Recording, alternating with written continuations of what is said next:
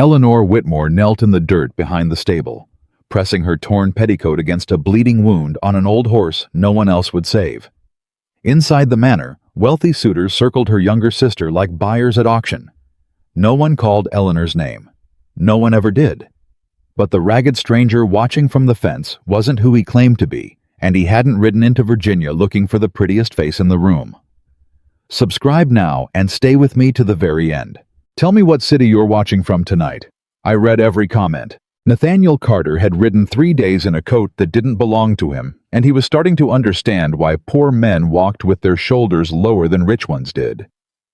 "You look like you slept in a ditch," Samuel Reed said, riding up beside him. "Which, I remind you, was your idea. It was a good idea. It was a stubborn one. There's a difference, though. You've never once seen it." Nathaniel didn't answer right away. He was watching the road ahead, where it bent toward a wide stretch of tobacco land and a white house sitting up on a rise like it had something to prove. Whitmore Land. He'd read the letters twice before he burned them, his aunt's careful handwriting laying out the whole arrangement like a business contract because to her it was one: a daughter to be inspected, a fortune to be secured, a summer supper where families paraded their girls in front of men like Nathaniel, the way horse traders paraded stock. "I'm not doing that again," he said. "Doing what again?" "Standing in a parlor while some mother tells me her daughter plays the pianoforte beautifully and never once mentions whether the girl's got a thought in her head that isn't mine." Samuel exhaled through his nose the closest he ever came to laughing without meaning it. "So instead you're riding in looking like a hired hand, hoping that they'll show you who they really are when they think there's nothing in it for them." "That's exactly what I'm hoping. And if somebody recognizes you, nobody's laid eyes on me since I was 19. I don't attend balls, Samuel. I don't sit for portraits. Far as most of Virginia knows, Nathaniel Carter is a name on a deed. A name on a deed with 11,000 acres attached to it. You think that doesn't draw a crowd all its own? It draws the wrong crowd. That's my whole point." They rode on without talking. After that, the heat pressing down thick and wet the way it always did in a Virginia summer sweat, darkening the collar of the coarse linen shirt Nathaniel had bought off a peddler 2 counties back.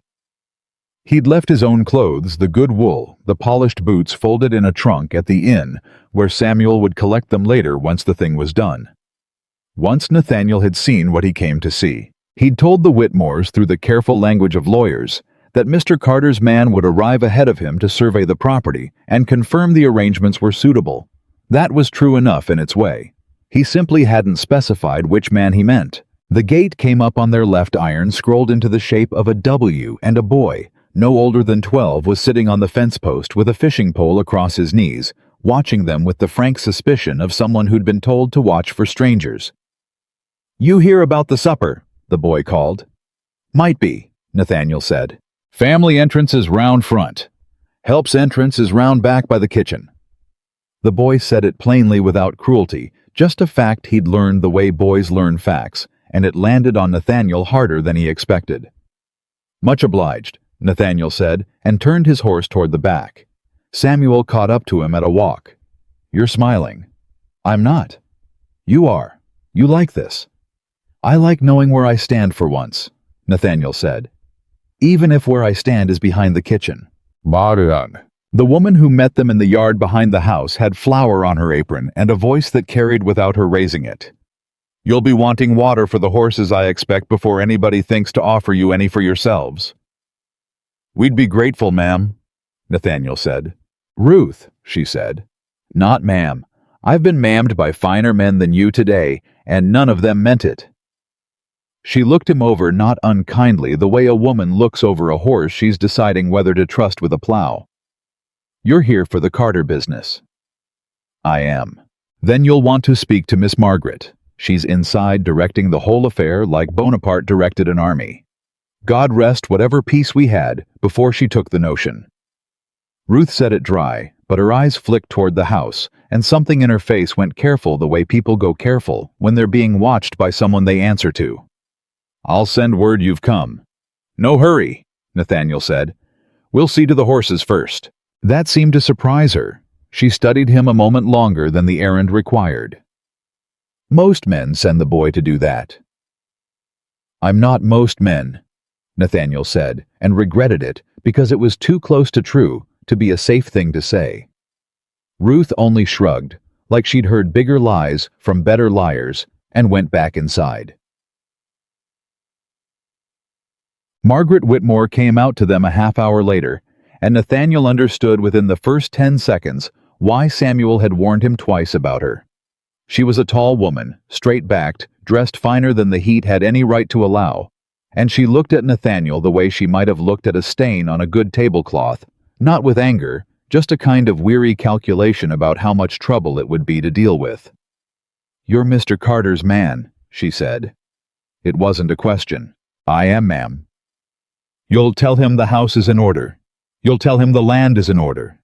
You'll tell him Clara is the finest match in 3 counties, and any man who overlooks her is a fool who'll spend the rest of his life regretting it." She said this the way other people recited scripture, total conviction, no room for argument. "Is there anything else you require to confirm that—" "I'd like to see the property, ma'am. That's my instruction." "Fine. Walk it. Just don't track mud through my supper tonight." Her eyes moved past him to Samuel, dismissed him just as quickly, and then for one brief second caught on something over Nathaniel's shoulder and hardened. "Eleanor, I told you to be dressed by 4. Nathaniel turned. A young woman was crossing the yard with a ledger book tucked under one arm and dirt on the hem of her dress, moving with the quick, purposeful stride of someone who had somewhere to be and no patience for anyone slowing her down. She didn't look up right away. "The Pruitt account's short again," she said. "Bragg says it's the drought, but I've checked the numbers against last year, and it doesn't add—" "Eleanor." Margaret's voice cut flat across her. "We have guests." Eleanor looked up then. Her eyes went to Nathaniel, just a flick quick, and assessing the way you'd note a fence post that needed mending, and then away, already dismissing him as unimportant to whatever crisis she was carrying. "He's help," Margaret said before Eleanor could ask. "Go change. You look like you've been rolling in the tobacco rows." "I have been," Eleanor said. "Someone has to know why we're short $200 before Mr. Carter's real man arrives and starts asking questions we can't answer." Something in Nathaniel's chest went very still. Margaret's jaw tightened. "That is not a conversation for the yard." "It's not a conversation you want at all," Eleanor said, but she was already moving past them toward the house, and whatever came next between the two women happened behind a door. Nathaniel didn't follow through. He stood there a moment. Samuel came up beside him quiet. $200, Samuel murmured. "I heard it." "Might be nothing. Might be a housekeeper's math." "She wasn't talking like a housekeeper," Nathaniel said. "She was talking like someone who's been carrying a debt alone and is tired of being the only one who knows it's there." The parlor, when Nathaniel finally saw the inside of the house proper, was full of the kind of noise that meant everyone was trying to be heard over everyone else. Fiddle music from somewhere, too many voices layered on top of it, the particular high, bright laughter of young women who had been taught that laughing prettily was its own kind of currency. Clara Whitmore stood in the center of it, like she'd been born, knowing how to stand in the center of things. She was younger than her sister, younger and softer in a way that had been cultivated. Nathaniel thought the way you'd cultivate a rose for a specific show. 3 young men orbited her, each one trying to outcompliment the last. "Miss Whitmore, I heard you sing at the Ashfords' gathering, and I've thought of nothing else since." "You flatter me terribly, Mr. Hale. Not terribly enough, I fear." Clara laughed. The practiced laugh touched her fan to her collarbone, and Nathaniel, standing near the doorway in his borrowed coat, invisible in the way only poor men and furniture are invisible in rich rooms, watched her eyes flick past the young men to the door every few seconds, checking, waiting for someone. Waiting for Carter's man to arrive, he realized.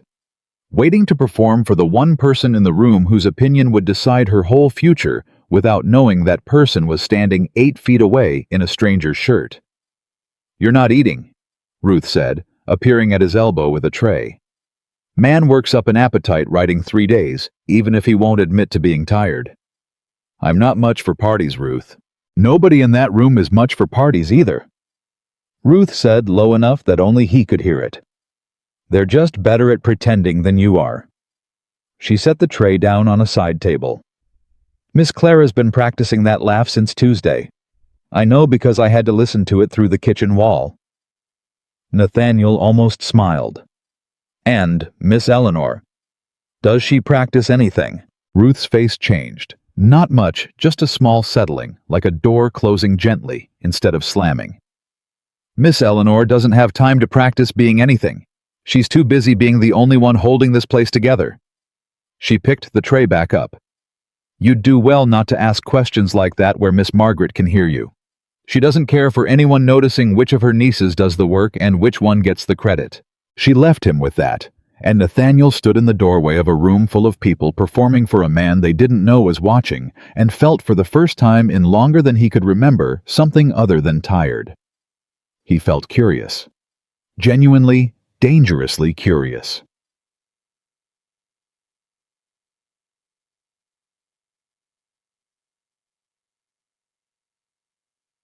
He found the ledger room by accident, looking for a place to be alone with his thoughts, and found Eleanor Whitmore in it, instead bent over a desk with 3 books open, and a candle burning, even though there was still daylight enough to see by, like she'd lit it out of habit, rather than need. She didn't hear him at first. He watched her longer than he should have, the way her mouth moved slightly, as she added figures, the way her shoulders were set like a woman bracing against wind that wasn't there. "Mr. Bragg," she said without looking up. "If you've come to tell me the Pruitt shortfall is drought again, I'll thank you to save your breath.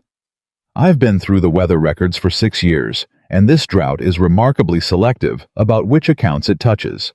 "I'm not Mr. Bragg," Nathaniel said. She looked up fast, and for a moment something crossed her face that he recognized because he'd felt it himself riding down that road 3 days ago. The particular tiredness of a person caught being honest in a place that only rewarded performance. "You're the Carter man," she said. "From the yard." "I am." "Then you should be in the parlor letting my aunt tell you how fine my sister sings." There was no venom in it. If anything, there was something like relief in her voice, the sound of someone glad to set a mask down for a minute, even in front of a stranger. "What are you doing back here?" "Looking for quiet. You won't find it in this house. Not tonight." She closed one ledger, opened another, and Nathaniel noticed the way her hands moved. Not delicate, not the practiced softness Clara's hands had. These were hands that had done work. "Was there something you needed, Mr. I didn't catch your name?" "Cole," he said. The lie came easier than he expected and less easily than he wanted. "Nathaniel Cole." "Well, Mr. Cole, unless you're here to explain why the Pruitt account is $200 short of what it should be, I'm afraid I haven't got time for you tonight." She said it without unkindness, just plain fact, the way Ruth had told him about the water for the horses. "You can tell Mr. Carter when he arrives that the land is sound, even if the bookkeeping under Mr. Bragg's stewardship has been curious. That much I can promise him. You'd tell him that even knowing it might cost your family the match." She looked at him, then really looked, and something in her jaw set. "I'd rather lose a match built on lies than win one built on them, Mr. Cole. My mother taught me that before she died, and I haven't found a good enough reason to unlearn it since." She stood gathering the ledgers against her chest like a shield. "Besides, it's not my match to win, it's Clara's. I'm only the one who has to make sure there's still a farm standing under her feet when she marries into one." She left before he could answer, and Nathaniel stood alone in the ledger room with a burned-down candle and the strange, uncomfortable feeling of having just met the first honest person in the house and having lied to her the whole time.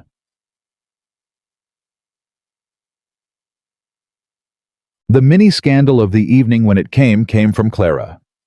Nathaniel was back near the parlor doorway, half listening to a conversation about tobacco prices, when he heard Clara's voice pitched sharp and bright, in that particular way, meant to be overheard. "Well, someone has to explain to Mr. Carter's man why my sister looked like she'd been mucking out the stables when he arrived," Clara said to the cluster of young ladies around her loud enough to carry. Honestly, Eleanor, if you spent half the time on your appearance that you spend on those dreadful ledgers, you might have caught somebody's eye by now instead of every horse in the county. There was laughter light, cruel in the particular way that girls raised to be pretty can be cruel to girls raised to be useful. Eleanor had just come into the doorway behind Nathaniel, and he watched her face do something complicated. A flinch quickly buried the kind of hurt a person learns to swallow so fast that most people never see it happen at all. Someone has to keep the books, Clara, Eleanor said evenly, or there'll be no house left for you to catch anyone's eye in. Must you always make everything about money? Someone has to, Eleanor said again, and there was iron under the words now, though her voice never rose. You've never once asked where the money for your dresses comes from. I'd think you'd want to know before you marry a man and discover you've inherited the same ignorance from him. The room had gone quiet enough that the comment landed like a dropped plate. Clara's face flushed. Margaret appeared from somewhere smooth and swift, already smiling the too bright smile of damage control. Girls, she said. Guests. Eleanor didn't apologize. She turned and walked back out toward the yard, and Nathaniel, without deciding to, without any plan at all, followed her. He found her at the stable, and what he found stopped him in the doorway, with his hand still on the frame. She was on her knees in the dirt beside an old gray mare, one of the worn-out plow horses, too old and too plain to be shown off to guests. Its flank scraped raw and bleeding, where it had caught itself on a broken rail earlier that day. Eleanor had torn a strip from her own petticoat, and was pressing it hard against the wound, murmuring low, steady words to the animal that had nothing to do with anyone watching, because she didn't know anyone was. I know, she was saying. I know it hurts. Nobody's going to fix this for you but me, and I'm sorry it took so long. I had a house full of people who don't care whether you live or die. The mare's ears flicked toward her voice. Eleanor kept pressing, kept talking low and constant, and Nathaniel realized he was holding his breath. You still deserve kindness, she said to the horse, even if nobody else believes you do. Something in Nathaniel's chest turned over slow and complete, like a key finally finding the right lock after years of trying wrong ones. He must have made some sound, because Eleanor's head came up fast, and for a moment there was real alarm on her face. A woman alone in the dark with a stranger, before she registered who it was, and the alarm settled into something more like weary resignation. Come to report me for neglecting my duties, Mr. Cole. I'm sure my aunt would appreciate the confirmation. No, he said, and found his voice rougher than he meant it. Came to see if you needed help. With the horse or with my aunt? Either. That surprised a short, unguarded laugh out of her, the first real one he'd heard from her all evening, nothing performed in it at all. The horse, then. I could use another set of hands, assuming you're not afraid of a little blood, Mr. Cole. I've handled worse. He knelt beside her in the dirt in his borrowed coat and held the mare's head steady while Eleanor worked, and for a long while neither of them said anything at all. The party noise drifted out from the house behind them, thin and far away, like it belonged to some other world entirely. You're not what I expected, Eleanor said eventually, not looking up from her work. What did you expect? Someone who'd stand in the doorway of a stable and watch a woman patch up a worthless old horse and think less of her for it. She glanced at him sideways. Most men from Mr. Carter's world would. I'm not most men, Nathaniel said again, and this time the words sat heavier in his chest than they had the first time he'd said them, because he was starting to understand exactly how much of a lie his whole presence here really was. No, Eleanor said slowly, studying him in a way that made him feel for one unsteady moment entirely seen. I don't believe you are. Later, well past when the last carriage had rattled off down the drive and the house had gone quiet, Samuel found Nathaniel sitting on an overturned bucket outside the stable, still in his ruined coat, staring at nothing. You've been out here 2 hours, Samuel said. Ruth's asking if the Carter man's gone and drowned himself in the horse trough. Nathaniel didn't answer right away. You met her, Samuel said. It wasn't a question either. I met her. And And I've spent 6 years turning down every woman my aunts put in front of me because I couldn't find one who wanted anything from me besides my name and my land. Nathaniel finally looked up. Tonight I found one who doesn't know I have either, and she's the finest person I've met in this state. Samuel was quiet a moment. You know what happens when she finds out who you really are? I know. She'll feel like a fool. Every kindness she showed you tonight, she'll wonder if it was real or if you were just watching her, testing her, same as everyone else in that house has been testing her since her mother died. I know that too, Nathaniel said, and the knowing sat in him like a stone. Doesn't change what I saw out there tonight, Samuel. Doesn't change what she said to that horse when she thought no one was listening. What did she say? Nathaniel looked back toward the stable where a single lamp still burned low, where somewhere inside a woman who owed him nothing had spent her evening bleeding kindness into a broken thing nobody else had thought worth saving. She said it still deserved kindness, he said quietly, even if nobody else believed it did. He sat with that a long time after Samuel went in, turning it over, feeling the shape of the lie he was living settle heavier across his shoulders with every hour that passed, because somewhere in that house was a woman he'd already started to want to be honest with, and he had built the entire evening start to finish out of nothing but a name that wasn't his.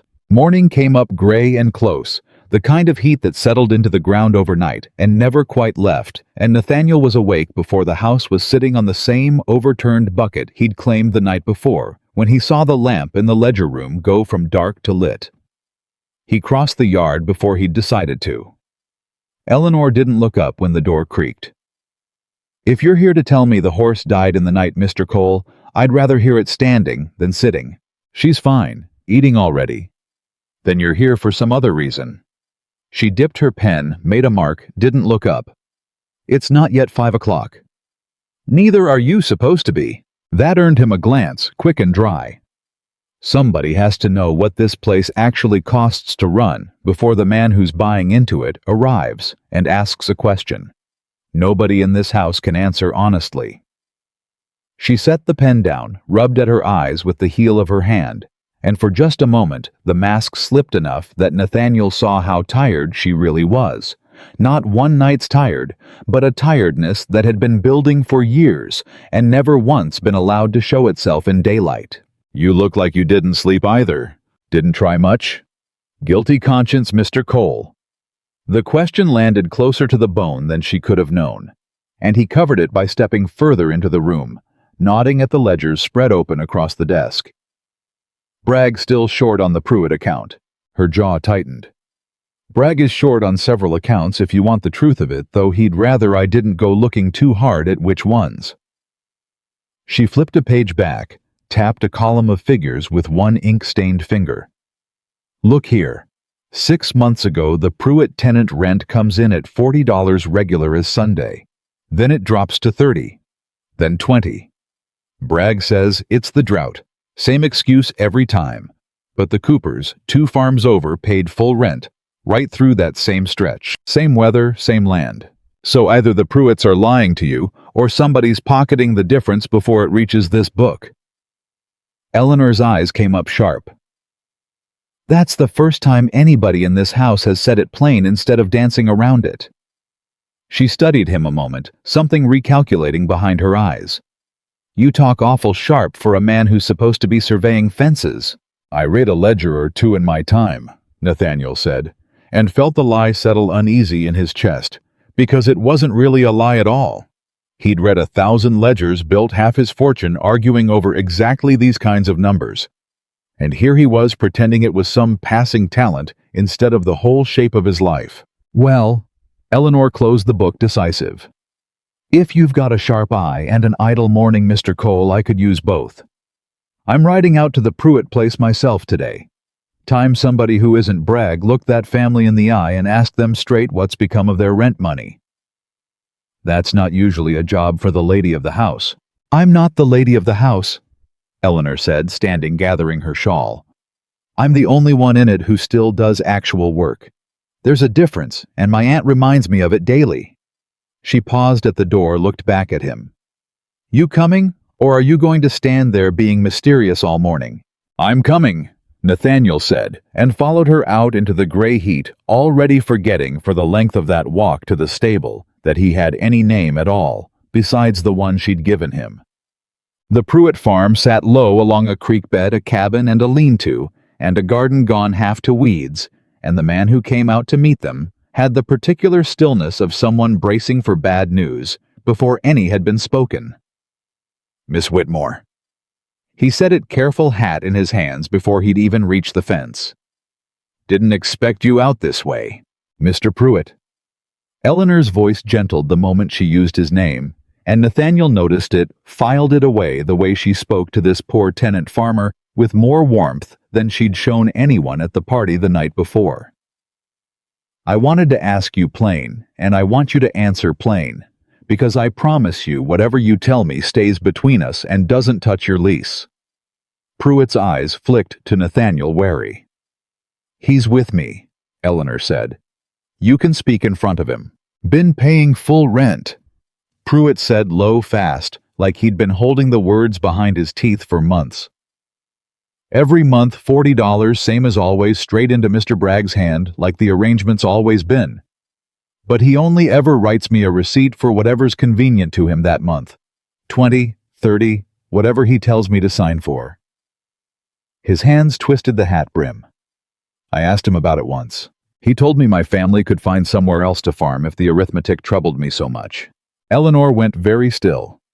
"You're telling me Bragg has been collecting full rent and reporting less?"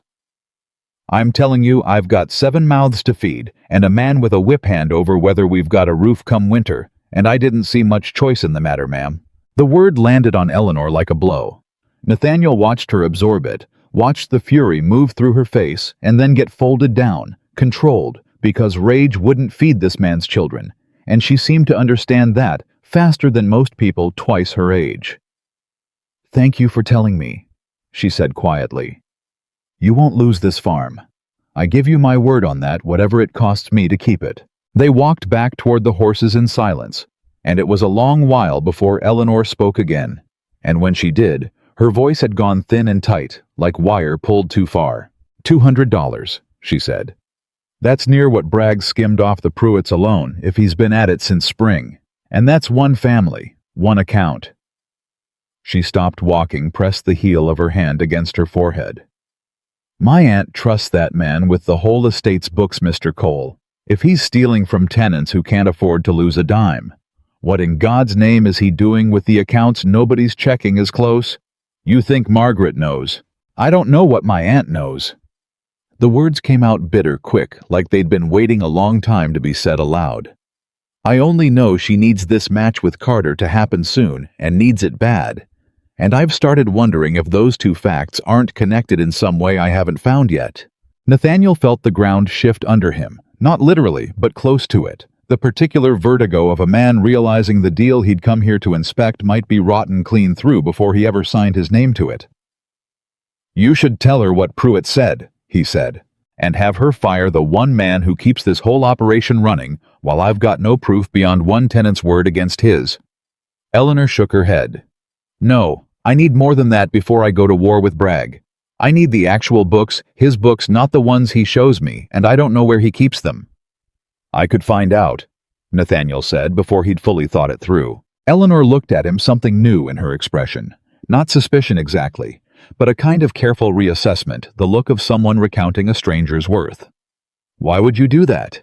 You're a surveyor's man, or so you keep telling me." "Because," Nathaniel said, and found to his own surprise that the words that came next were the truest thing he'd said since he'd ridden onto this land.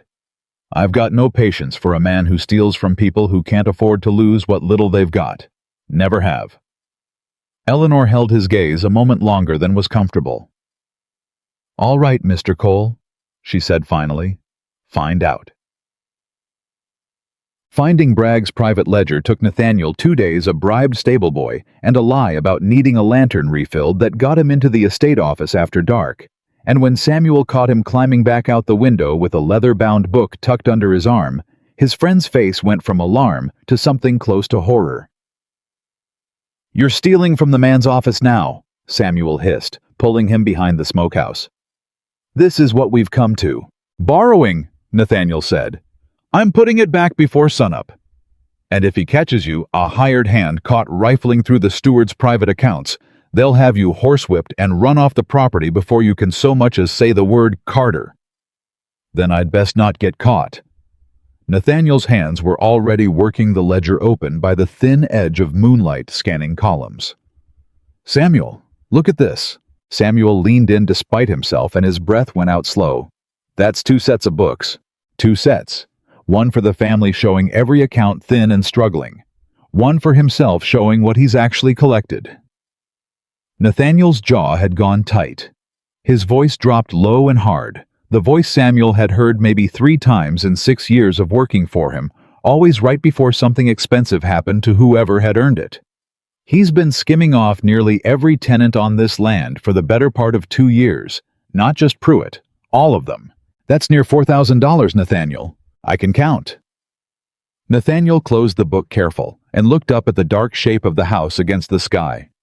One window still lit Eleanor's, he realized, though he couldn't have said how he knew it.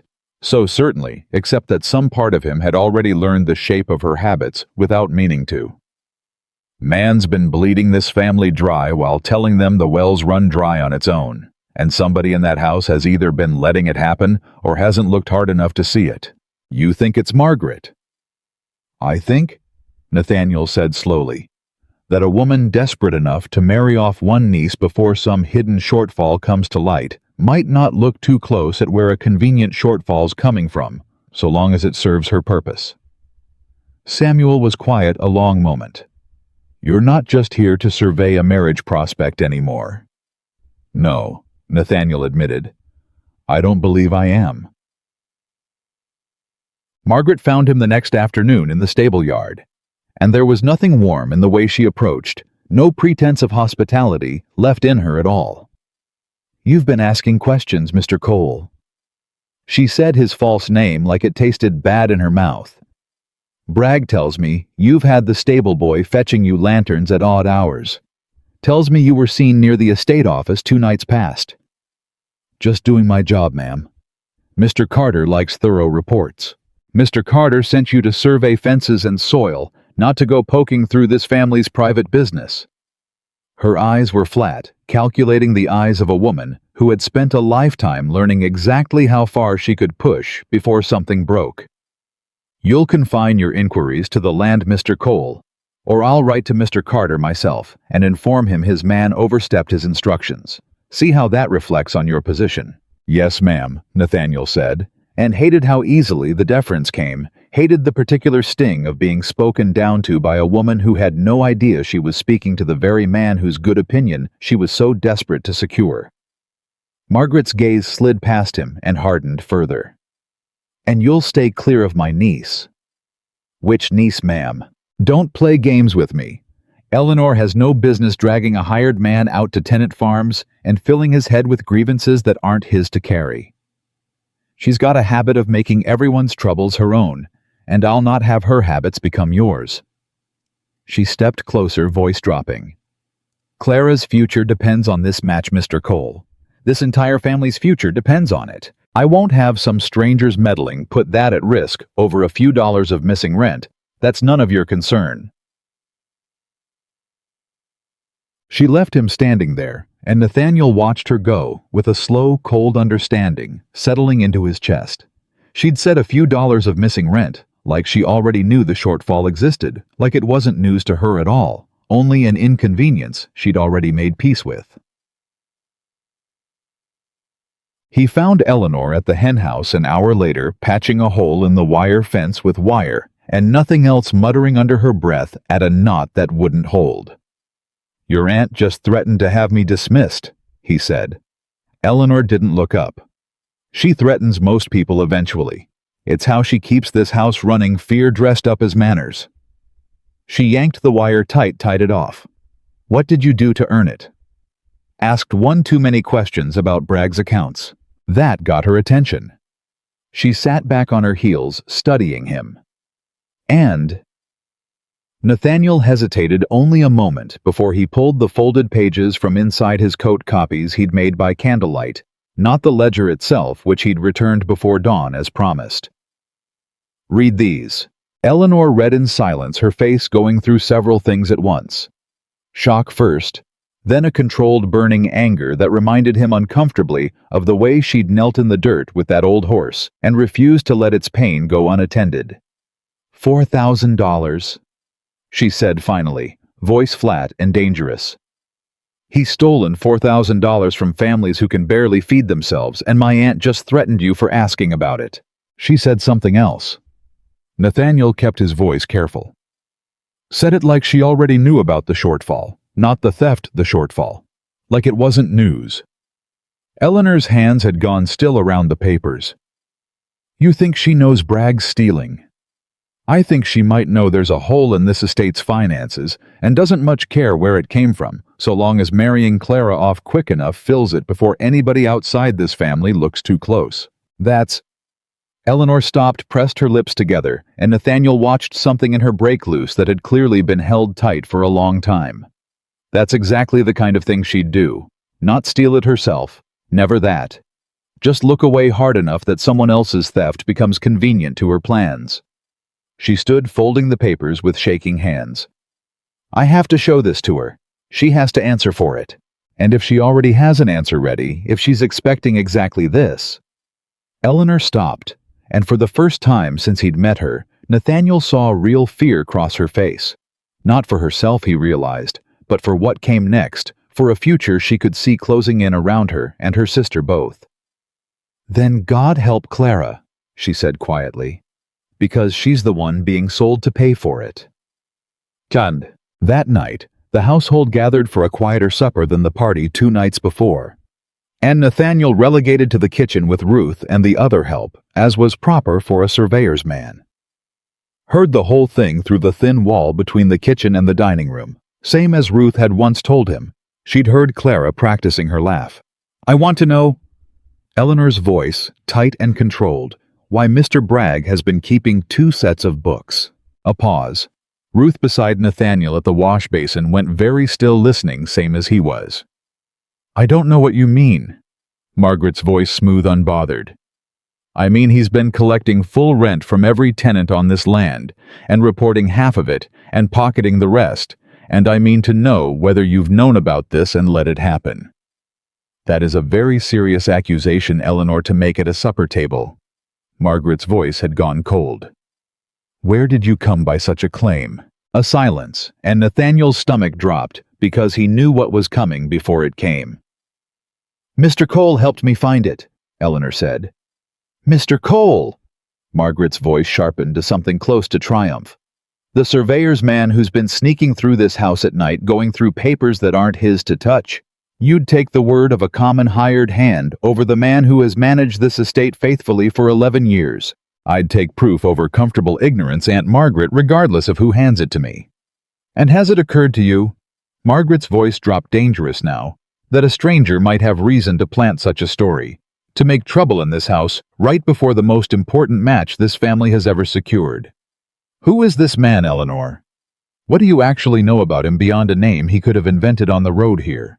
The words landed on Nathaniel like cold water down his spine, because they were in every particular way that mattered entirely true. There was a long pause before Eleanor answered, and when she did, her voice had lost some of its certainty. I know he was honest with me when he had no reason to be. You know nothing, Margaret said, except that he is charming enough to have you defending him against a man who has served this family for over a decade. That should trouble you more than it apparently does. Clara's voice came in, then quiet, almost pleading. Aunt Margaret, if what Eleanor found is true... It is not your concern, Clara. Finish your supper. It is my concern, Clara said, and something in her tone had changed, gone sharper than Nathaniel had heard from her before. If this family's finances are built on stolen money that I'm about to be married off to fix... The room went silent enough that Nathaniel could hear his own heartbeat. That, Margaret said, finally, voice tight as a drawn bow, is quite enough from both of you tonight. Yes. Nathaniel found Clara alone, later sitting on the porch steps in the dark, arms wrapped around her knees, like a much younger girl than the polished young woman who'd held court in the parlor 2 nights before. "You're the surveyor's man," she said without turning. "Eleanor's champion, apparently." "Didn't mean to become anybody's champion." "No," Clara said. "I don't imagine you did. Things like that seem to happen to Eleanor's people without them ever meaning them to." She wrapped her arms tighter around her knees. "Do you know what it's like, Mr. Cole, to be raised your whole life for one purpose? To be taught which fork to use and which songs to sing and which laugh sounds most charming, all so that one day you can be handed over to whichever man's fortune needs your family's respectability, or whichever family's respectability your fortune needs. Can't say I do." "It's exhausting," Clara said, and there was real bitterness in it now, buried under years of good manners. "Everyone assumes I want this, that I'm thrilled at the prospect of marrying a man I've never met, because he owns a great deal of land in Virginia. Nobody has ever once asked me what I want." She looked up at him finally, eyes bright in the dark. "Do you know what I want, Mr. Cole? What's that, Miss Whitmore? I want someone to ask me a single question about myself that isn't about how well I'll perform at being a wife." Her voice cracked slightly on the last word. "Eleanor gets to be angry. Eleanor gets to fight Bragg and ride out to tenant farms and be the one who does the real work of holding this place together. Nobody ever expected anything real from me except that I be pretty and agreeable, so nobody notices that I'm drowning just the same as she is. Different water, same drowning." Nathaniel sat down on the step beside her unbidden, and for a long moment neither of them spoke. "Your aunt's pushing hard for this match," he said finally. "Harder than seems natural for an arrangement that hasn't even been confirmed yet." "She needs it," Clara said simply. "I don't know all of why. I know we're deeper in debt than she's ever told either of us plainly. I know she's frightened, though she'd rather die than admit it, and frightened people make desperate choices and dress them up as strength." She looked at him sideways. "Is it true what Eleanor found about Bragg?" "It's true." Clara was quiet a long moment. "Then I suppose it doesn't matter much what I want after all," she said softly. "Not if there's truly nothing left to inherit but debt and theft dressed up in a nice house. A man like Carter won't want a bride whose family is drowning in scandal. Aunt Margaret will just find some other way to sell what's left of us." "You could tell him yourself," Nathaniel said, careful. "When he arrives, tell him the truth before your aunt has the chance to hide it." Clara laughed short and without humor. "You don't know men like Carter, Mr. Cole. Men like that don't marry into scandal. They marry into advantage. The moment he learns this house is rotten under the paint, he'll ride straight back to Virginia society, and my family's name will be finished, match or no match." She stood, brushing off her skirt, some of her composure returning like armor being buckled back into place. "But thank you for asking me a question that wasn't about the wedding. It's more than most men manage." She went inside, and Nathaniel sat alone on the step a long time, turning over the strange, uncomfortable shape of what he'd just learned. That the girl he'd been prepared to dismiss as shallow and performed carried her own private drowning, same as her sister, just hidden under prettier clothes. The reckoning with Bragg came 2 days later, and it came loud. Nathaniel was in the barn when he heard the shouting start, Bragg's voice high and furious carrying clear across the yard, and he was moving before he'd decided to same as he'd moved toward the stable that first night.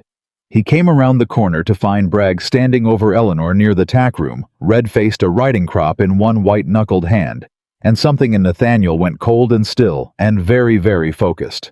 "You had no right," Bragg was saying, "no right at all to go through my private papers. And I'll have you know, I've already sent word to your aunt, demanding you be kept out of estate business entirely from this day forward."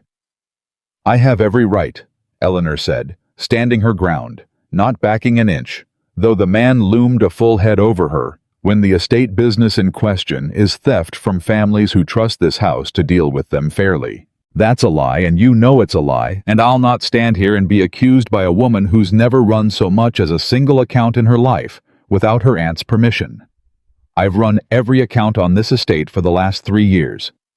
Mr. Bragg, while you spent your evenings drinking away rent money that belongs to the Pruitts and the Coopers and God knows who else. Bragg's hand came up, not a strike exactly, more a furious gesture, the crop swinging wide in temper, but it was close enough, fast enough that Eleanor flinched back and Nathaniel's control snapped clean in half. He crossed the yard in 4 strides and had Bragg's wrist locked in his grip before the man's arm had finished its arc. "That's enough," Nathaniel said, and his voice had dropped into a register he hadn't used since he was giving orders to men who worked 11,000 acres of his own land. A voice that had no business coming out of a hired surveyor's man, and he knew it, even as he couldn't stop it. Bragg's face went from fury to shock. "You dare lay hands on me? A hired hand laying hands on the estate steward. I dare lay hands on any man who raises a crop toward a woman who's done nothing but ask him honest questions." "Let go of me!" Bragg snarled, twisting, and Nathaniel let go, deliberate, controlled, watching the man stumble back a step under his own momentum. "You'll regret this," Bragg said, straightening his coat with shaking hands, eyes darting between Nathaniel and Eleanor, with something calculating replacing the fury now. "Both of you. I've done nothing here that Mrs. Whitmore hasn't sanctioned, and when word of this reaches her, we'll see whose position in this household is truly secure." He stalked off toward the house, and Eleanor stood very still a moment, staring after him, before turning to Nathaniel with an expression he couldn't quite read. "What Mrs. Whitmore hasn't sanctioned," she repeated slowly. "You heard that?" "I heard it. He just told us plain as anything that my aunt knows exactly what he's been doing." Eleanor's voice shook, not with fear now, but with something colder, angrier. "She's known all along." That night, unable to sleep, unwilling to sit still with the fury still burning in his chest, Nathaniel walked the fence line at the edge of the property and found Eleanor already there, sitting on the top rail looking out at nothing. "Couldn't sleep either," she said without turning. "No, you shouldn't have done that today. Grabbed Bragg like that." She glanced at him. "A hired man laying hands on the estate steward, he could have you thrown off this property tonight, and my aunt would sign the order herself without blinking. Would you rather I'd let him strike you? I'd rather you hadn't put yourself at risk for me at all," Eleanor said, but there was something soft under the words, something that undercut the scolding even as she made it. "You've been here 5 days, Mr. Cole. You've already made an enemy of my aunt, uncovered a theft that's likely to blow this whole household apart, and put your hands on a man twice your size without a moment's hesitation. I don't know what to make of you. Make of me what you like." "That's not an answer. It's the only one I've got tonight." He climbed up onto the rail beside her, careful the wood creaking under both their weight, and for a long moment, they just sat there in the dark, close enough that he could feel the warmth coming off her skin, close enough that the silence between them had turned into something else entirely, something neither of them seemed willing to name. "My mother used to say," Eleanor said, finally quiet, "that you learn everything you need to know about a man by watching what he does when nothing's in it for him. No audience, no reward, waiting on the other side." She looked at him, and in the moonlight, her face had gone open in a way he hadn't seen from her before, unguarded. "I've been watching you 5 days now, Mr. Cole, and I can't find the version of you that's only performing kindness because someone's watching. I've looked. I can't find it." Nathaniel's chest went tight. Guilt and want tangled together so completely he couldn't tell where one ended and the other began. "Eleanor." "Don't," she said softly, but she didn't move away. "Don't say something kind right now. I don't think I could bear it." He didn't say anything kind. He didn't say anything at all. He just sat there beside her on the fence rail in the dark, close enough to touch not touching, and let the silence between them hold everything neither of them was ready to say aloud. It was Samuel's voice calling low across the yard that finally broke it. "Nathaniel." A pause, urgent. "Ryder coming up the drive. Says he's got a letter from Carter's office. Says it's urgent." Eleanor's head turned sharp toward the sound, then back to him, and something in her face had already begun to change, some instinct working faster than her conscious mind. "Carter's office?" she repeated slowly. Why would Carter's office send an urgent letter to a surveyor? Nathaniel felt the ground open up beneath him. 6 days of careful lies about to come apart in the dark, and found for the first time since he'd ridden onto this land that he had absolutely no idea what to say. The rider was young, road-dusted, and clearly relieved to be handing off his errand to someone else, and he thrust the sealed letter at Nathaniel with the particular haste of a man who'd rather not linger in a yard crackling with tension he didn't understand. For the surveyor, the boy said. Marked urgent from Mr. Carter's office in Richmond. Eleanor's eyes hadn't left Nathaniel's face. Why would a surveyor need an urgent letter from his employer's office at this hour? I don't know, Nathaniel said, and it was in its own twisted way. Almost true, he didn't know what Samuel had written, only that his oldest friend wouldn't have sent a rider 3 days at speed, unless something had gone badly wrong somewhere Nathaniel couldn't see. He broke the seal with hands that weren't quite steady, and Eleanor watched him read, watched his face change, and whatever she saw there made her step back half a pace, arms crossing over her chest like she was bracing for cold.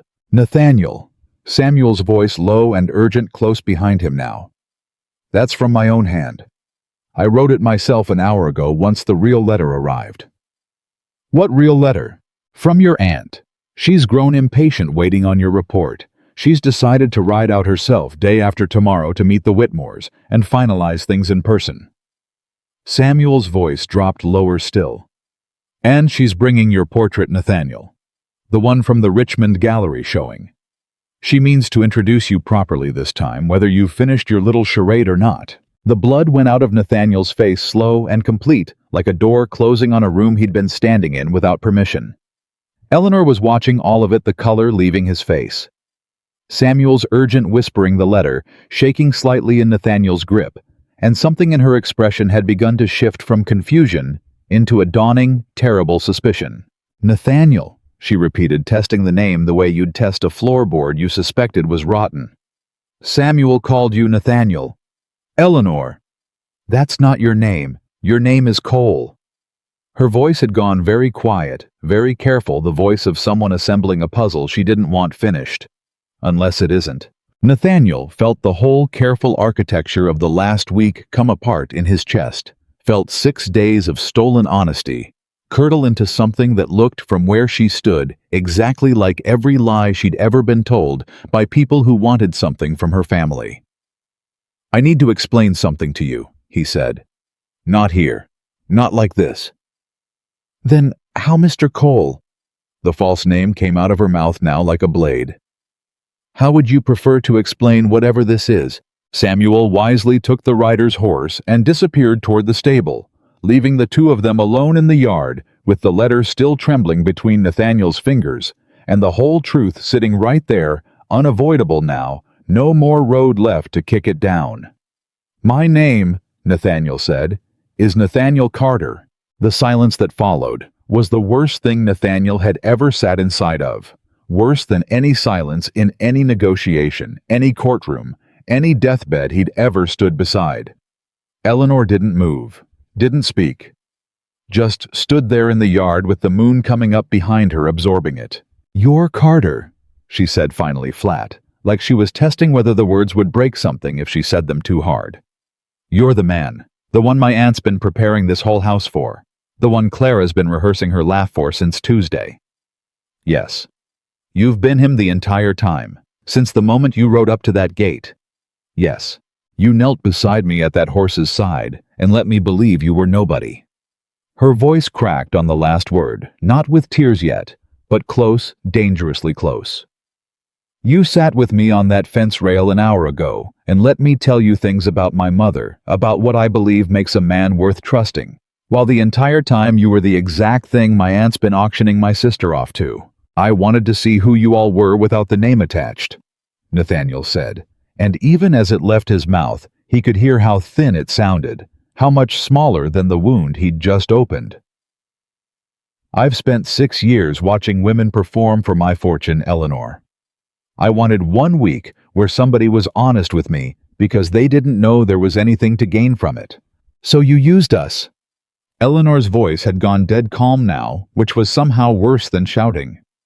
You used my exhaustion, my aunt's desperation, my sister's whole rehearsed future as some kind of test, a performance for your benefit dressed up as an experiment in honesty. That's not, isn't it? She stepped closer, and for the first time since he'd met her, there was real fire in her real fury, finally given permission to surface. You watched me kneel in the dirt with that horse. You watched me fight with my sister in front of strangers. You let me tell you my mother's dying words like they were a gift I was choosing to give you, and the entire time you were deciding whether we'd passed some test, you never told us we were taking. I'm not my Aunt Eleanor. I never once planned to marry Clara for her performance. I came here hoping to find... Don't. Her voice cracked fully now, and she pressed her palm against her mouth for a moment, composing herself with visible effort, and when she spoke again, it came out steadier, colder, more dangerous for its control. You don't get to tell me what you hope to find. Not tonight. Not after this. She turned and walked toward the house, and Nathaniel took one step after her before stopping himself because he understood with sudden and complete clarity that following her right now would only prove every ugly thing she'd just accused him of, a powerful man taking what he wanted when he wanted it, regardless of what she needed. Margaret found out within the hour. Nathaniel heard the shriek of delighted disbelief carry across the yard, heard her calling for Clara, calling for Ruth, calling the whole household awake with the news that Mr. Nathaniel Carter himself, the true and actual man, had been living under their roof for 6 days. By morning, the house had transformed entirely. Nathaniel came down to find the dining room set with the good china Margaret hovering over him with an obsequiousness so complete it made his skin crawl, apologizing over and over for the accommodations he'd been given, for the treatment he'd suffered, for not recognizing his true worth the moment he'd arrived.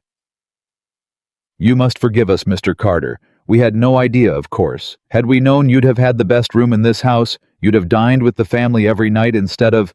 I preferred the accommodations I had, Nathaniel said, and watched the words land somewhere behind Margaret's careful smile, confusing her. Because it made no sense in the world, she understood where comfort and status were the only currencies that mattered.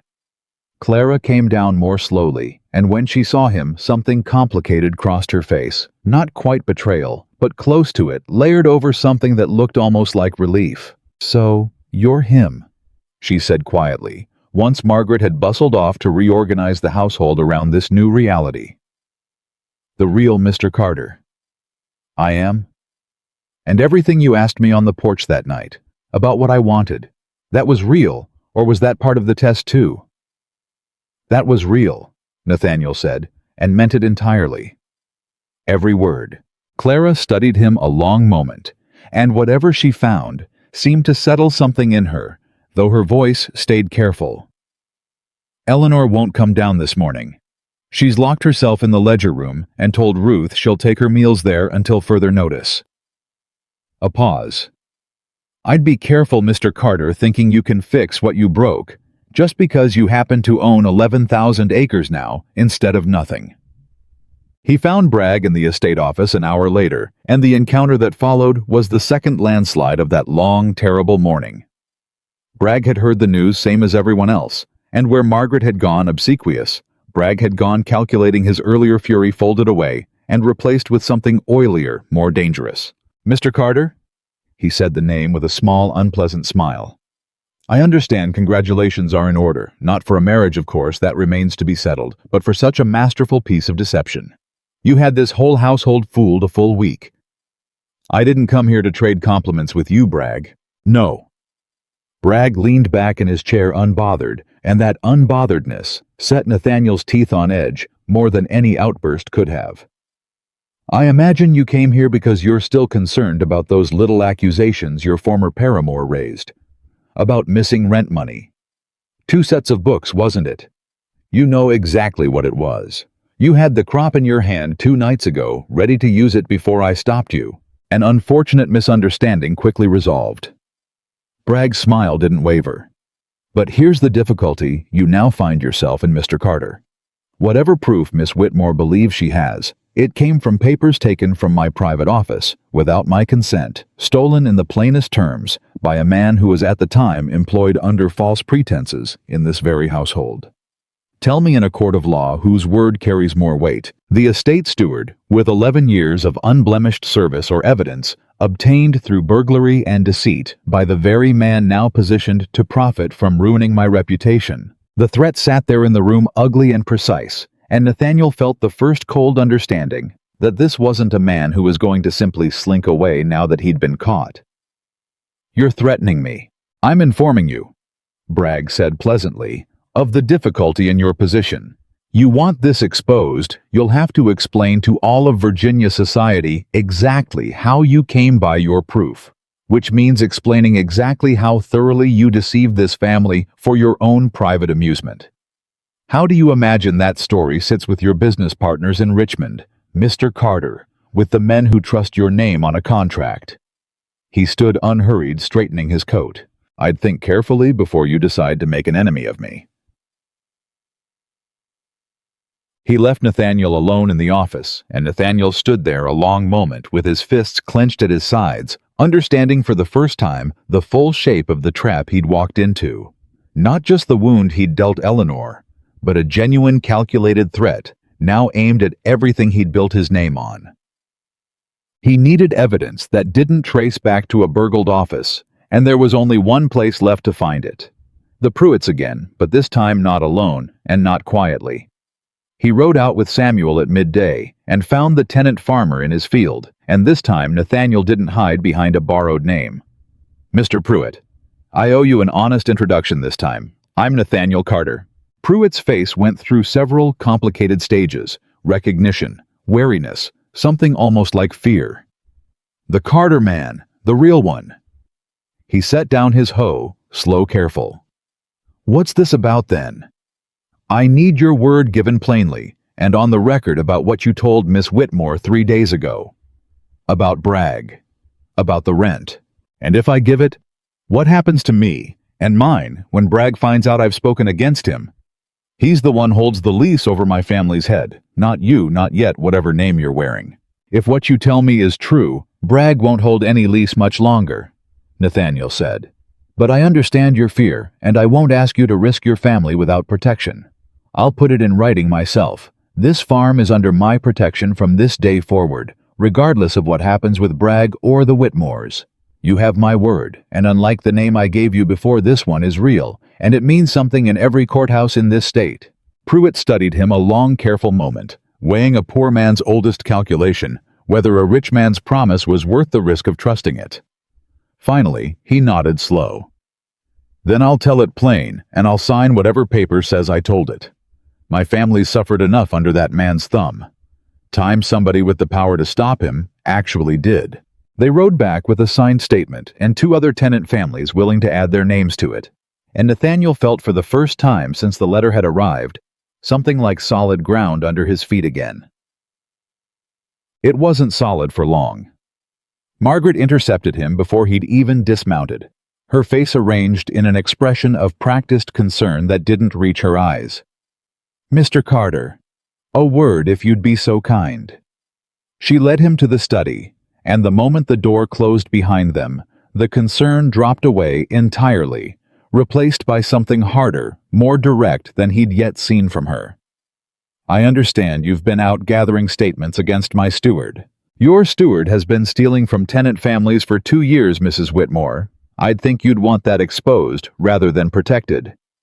"What I want," Margaret said, voice tightening, "is for this family to survive the season without complete ruin. Do you have any understanding of what exposing Bragg would mean? Every family who's ever done business with this estate would question every transaction we've made in a decade. The scandal alone would finish us faster than any theft ever could. So your solution is to let him continue stealing." "My solution," Margaret snapped, "was to marry Clara well enough that none of it would matter anymore, and then quietly remove Bragg once the family's finances were secure enough to survive the disruption. A plan you have now thoroughly destroyed by revealing yourself before the wedding could even be properly arranged." The confession landed heavy in the room. Nathaniel stared at her. "You did know. About the theft. Margaret's composure cracked just slightly, just enough to show the frightened woman underneath the armor. I suspected. I didn't know the scale of it until Eleanor brought her proof. But yes, I knew something was wrong with the accounts, and yes, I decided it was a problem to be managed quietly, rather than a war to be fought publicly, because a public war is a war this family cannot afford to survive. Her voice shook now, the first real emotion he'd seen from her. You have no idea what it is to watch everything your husband built slip through your fingers one bad harvest at a time, Mr. Carter. And to understand that the only tool left in your hands is your niece's marriageability. I am not proud of the choices I've made, but I made them to keep a roof over 3 women's heads, and I'll not apologize to a man who lied his way into this house for a week's amusement. It was, Nathaniel had to admit, the first entirely honest thing Margaret Whitmore had said to him. He found Eleanor exactly where Clara had said she'd be locked in the ledger room, though the door gave when he tried it. Unlocked after all. Maybe left that way on purpose, maybe not. She was sitting at the desk, not working, just sitting, staring at nothing, and when she looked up and saw him, her face closed over like a door shutting. I asked to be left alone, Mr. Carter. The name in her mouth, said with such deliberate coldness, hurt worse than he'd expected. I have proof now, he said, against Bragg, signed statements from 3 tenant families, enough to bring real charges, enough to end this without your aunt's fears about scandal bearing the truth instead. That's good, Eleanor said flat. I'm glad the theft will be dealt with properly. That has nothing to do with why I asked to be left alone. Eleanor, you lied to me for 6 days. She stood now, and the fire he'd seen in her the night before was back sharper for having had a night to settle into something more permanent. You let me believe you were nothing, a hired man, and I told you things about my mother, about what I've been carrying alone since she died, about what I actually believe makes a person worth trusting. And every single word of that you took in, weighed and used to decide whether I was worthy of your interest. Like I was livestock at auction, and you'd simply chosen a cleverer way of inspecting the goods. That's not what happened, isn't it? Her voice rose now finally, the calm cracking. Tell me honestly, Mr. Carter, if I'd turned out cruel, if I'd laughed at that horse the way Clara's suitors would have, if I'd shown you the same performance every other woman in that parlor showed you that first night, would you have revealed yourself at all? Or would you simply have ridden away and let your aunt arrange the match with Clara instead, having learned everything you needed about this family without a single one of us knowing we were being tested? Nathaniel opened his mouth and found to his own horror that he didn't have an answer that didn't confirm exactly what she'd just accused him of. That's what I thought, Eleanor said quietly, and the quiet was worse than the shouting had been. You didn't come here looking for a wife, Mr. Carter.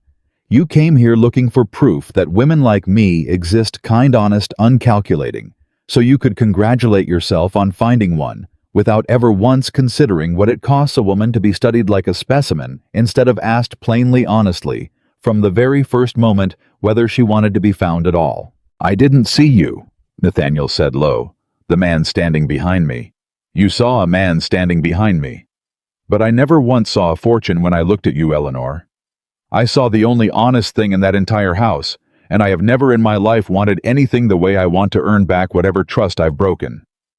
Wanting to earn it, Eleanor said, and being entitled to it are 2 very different things, Mr. Carter. I'd ask you to remember that. She walked past him and out of the room. And this time he let her go, because some wounds he understood with sudden and painful clarity weren't healed by chasing after the person who was bleeding. The next blow came from a direction none of them expected.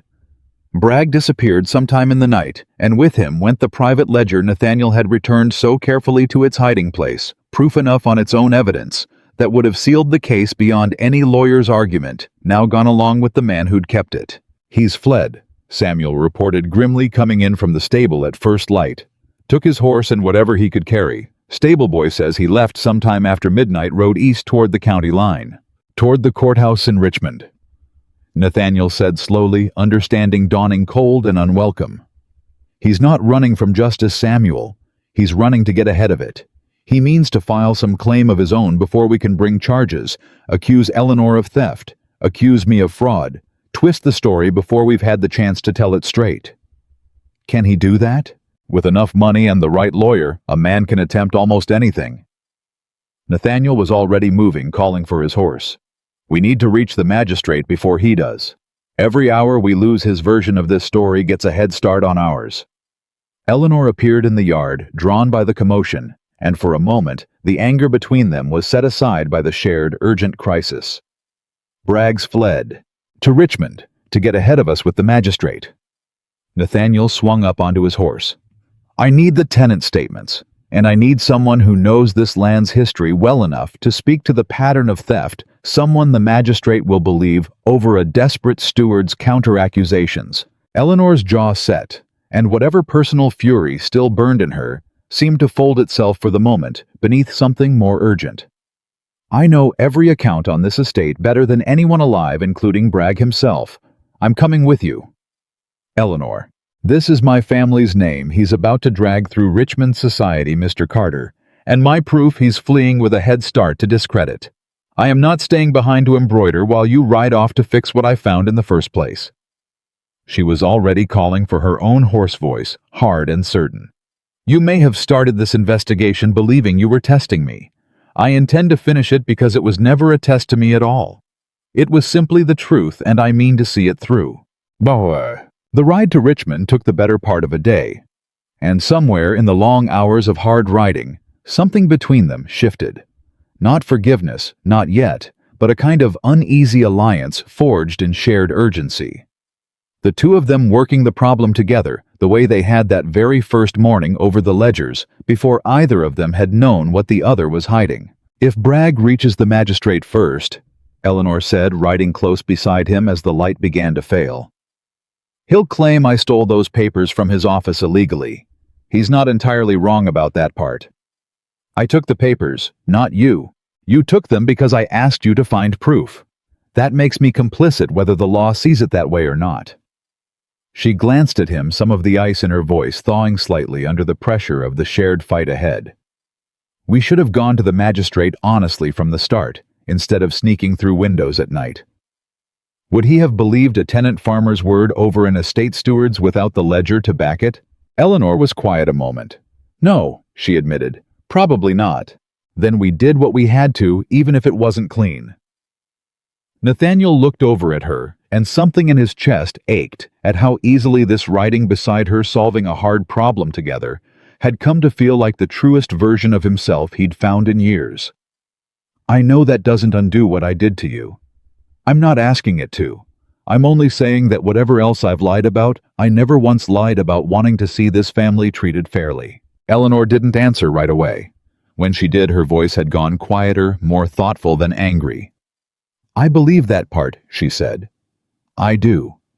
It's the rest I'm still working out how to forgive.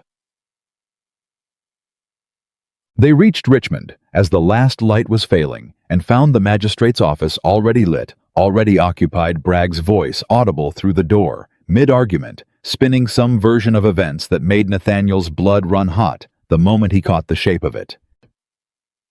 A common thief, Your Honor. A hired vagrant who deceived an entire household under false pretenses, working in league with the eldest niece to fabricate evidence against a loyal servant of 11 years' standing. All so the two of them might seize control of the estate's finances for their own. Nathaniel pushed through the door without waiting to be announced. Eleanor a half step behind him, and Bragg's face mid-sentence went the color of old ash. Your Honor. Nathaniel said, I'd ask you to hear the rest of this account before any judgment's rendered, because the man standing before you has been systematically stealing from tenant families on the Whitmore estate for the better part of 2 years, and I have 3 signed statements to prove it. The magistrate, an older man with tired, sharp eyes, looked between the two parties with the weary patience of someone who'd heard every version of desperate men lying in his office before. And who might you be to be bursting into a private hearing uninvited? Nathaniel Carter, Nathaniel said, and watched the name do what it always did in rooms like this. Shift the air, tilt the scales, though this time he felt none of the satisfaction he might once have taken in it, only the plain useful fact of a tool finally worth using for something that mattered. And this is Miss Eleanor Whitmore, who uncovered the theft in the first place at considerable personal risk, and who I'd ask you to hear in full before this man finishes rewriting the truth to save himself. The magistrate's eyebrows rose. He gestured slow toward two empty chairs. Well then, sit. Let's hear the whole of it from the beginning. And God help whoever's lying, because I intend to find out before this night is through. Bragg's composure, so carefully maintained through every earlier confrontation, finally began to crack, sweat beating at his temple as Eleanor laid the numbers out plain and precise, account by account, year by year. A pattern too consistent, too damning to be explained away as coincidence or drought. And it was there in that lamp-lit office, with Bragg's carefully constructed lies collapsing one exposed column at a time, that the real shape of justice finally began, slow and unstoppable, to close in around the man who'd spent 2 years bleeding the poorest families in the county. Dry, while Nathaniel sat beside Eleanor, watching her work with a fierce, focused precision that reminded him all over again exactly why he'd fallen for the woman kneeling in the dirt with a broken-down horse, long before he'd ever had the right to call it falling. The magistrate let Bragg talk himself hoarse before he ever raised a hand to stop him, and Nathaniel understood, watching the old man's patient, unreadable face, that this was a kind of skill in itself, the discipline to let a lying man exhaust every version of his lie before the questions came that would unravel it. "So you maintain," the magistrate said finally, when Bragg paused to catch his breath, "that these tenant statements are fabricated, coerced perhaps by Mr. Carter's wealth or Miss Whitmore's position." "Entirely fabricated, Your Honor. Desperate men will say whatever's put in front of them if it means currying favor with the family that holds their lease." Curious, the magistrate said, that 3 separate families on 3 separate farms would independently fabricate the exact same pattern of shortfall down to the same months, the same missing sums, without any of them having compared notes. He set down his pen. "I've sat this bench 18 years, Mr. Bragg. I've heard a great many desperate men say a great many things. I have rarely heard 3 of them agree by accident." Bragg's jaw worked. Coincidence. Enough. The magistrate's voice didn't rise, but something in it settled the room flat and still. "Miss Whitmore, you said you found a private ledger kept separately from the estate's official books. Where is that ledger now?" Eleanor's eyes flicked to Nathaniel just briefly, and he felt the weight of what was coming before it landed. "It was returned to Mr. Bragg's office," Nathaniel said, "the night I found it. I copied the relevant pages and returned the original before dawn so as not to alert him to what we'd found." "You broke into his office." "I did. Which means," the magistrate said slowly, "that the strongest piece of physical evidence in this case was obtained by means that won't survive a moment's scrutiny in a proper courtroom, and may in fact be gone entirely if Mr. Bragg has had the sense to destroy it since." He looked between them, and for the first time, something like real concern crossed his weathered face. "You understand what that means for your case?" Nathaniel felt the floor tilt beneath him. Bragg, sensing the shift, straightened in his chair, some of his earlier confidence creeping back into his shoulders. "It means," Bragg said smoothly, "that what we actually have before this court is the word of 3 tenant farmers easily pressured against 11 years of faithful, unblemished service and a piece of stolen evidence that cannot legally be introduced at all.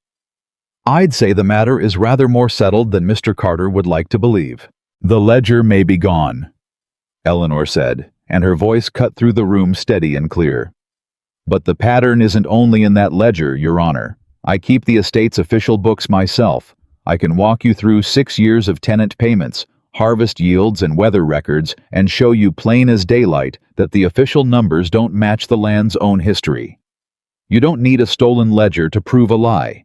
You only need to know how to read what's already sitting in plain sight, if somebody's willing to look." The magistrate studied her a long moment. "You keep the books yourself, Miss Whitmore. Not your aunt, not Mr. Bragg." "I have for 3 years, Your Honor, since my mother passed. Mr. Bragg collects the rents and reports the totals to me. I record what he reports. I only recently began questioning whether what he reported and what he collected were ever the same figure. Bring me those official books, the magistrate said. Every year you have record of. I'll compare them myself against the weather records for this county, which are a matter of public record and can't be argued with by anyone in this room. He looked at Bragg, and something flinty entered his gaze. If the numbers hold the pattern Miss Whitmore describes, sir, I promise you a stolen ledger will be the least of your troubles. It took 2 more days to assemble everything Eleanor's ledgers fetched from the estate by a hard, fast ride Samuel made alone through the night. County weather records pulled from the courthouse archive a 4th tenant family located and persuaded to add their name to the growing account of theft. Nathaniel spent those 2 days in Richmond, doing the one thing he'd never expected to find himself doing on this trip, waiting powerless, while a woman he'd wronged did the actual work of proving a truth he'd only stumbled into helping uncover. He found her in the small room the magistrate's clerk had given them to work in ledgers, spread across every surface, candle burned down to a stub. Though it was barely past noon, and something in the sight of her steady, exhausted, utterly undeterred struck him harder than anything Bragg had said in that office. "You haven't slept," he said. "I'll sleep when this is finished." She didn't look up from the column she was tracing with one ink-stained finger. Every hour Bragg has to prepare his next lie is an hour that costs the Pruitts and the Coopers more of what little they have left. I don't have the luxury of resting until this is settled. Let me help. Eleanor's hand stilled on the page. She looked up at him then, and whatever answer had been forming behind her eyes seemed to catch snag on something more complicated than the simple math in front of her. "You want to help?" "I do. The last time you decided to help without asking me first," she said, quiet, careful. "You broke into a man's office and returned an incomplete piece of evidence, and now the strongest proof we had is worthless in front of a judge." It wasn't cruel the way she said it, just plain the way she said most things, but it landed with its own particular weight. "I'm not certain your help is the gift you believe it to be, Mr. Carter. Then tell me what would help. I'll do exactly that, and nothing more." Eleanor studied him a long moment, and something in her seemed to soften fractionally under the plain honesty of the offer. "Ride to the Coopers. Ask them plainly the way you asked Pruitt whether they'll add their name to this. Don't take anything. Don't sneak through any windows. Just ask and let them decide." "I can do that." "Then do it," she said. "And Mr. Carter." She paused, and something flickered across her face that wasn't quite forgiveness, but was perhaps the first small step toward it. "Thank you for asking this time instead of simply deciding." The Cooper family agreed within the hour, adding their name and their own account of shortfalls to the growing weight of evidence, and by the time Nathaniel rode back into Richmond at dusk, something had shifted in the case that even Bragg's lawyer, hastily hired, visibly unhappy with his client, seemed to sense. The second hearing began the following morning, and this time Bragg's composure didn't survive the first 20 minutes. Eleanor walked the magistrate through 6 years of records without a single note to guide her numbers and dates and names arranged in her memory, with the same precision she'd shown that very first morning in the ledger room. And Nathaniel watched the old magistrate's face change slowly from professional skepticism to something closer to open admiration. "You've committed 6 years of tenant accounts to memory, Miss Whitmore. I've committed 6 years of my family's survival to memory, Your Honor. The two turned out to be the same thing."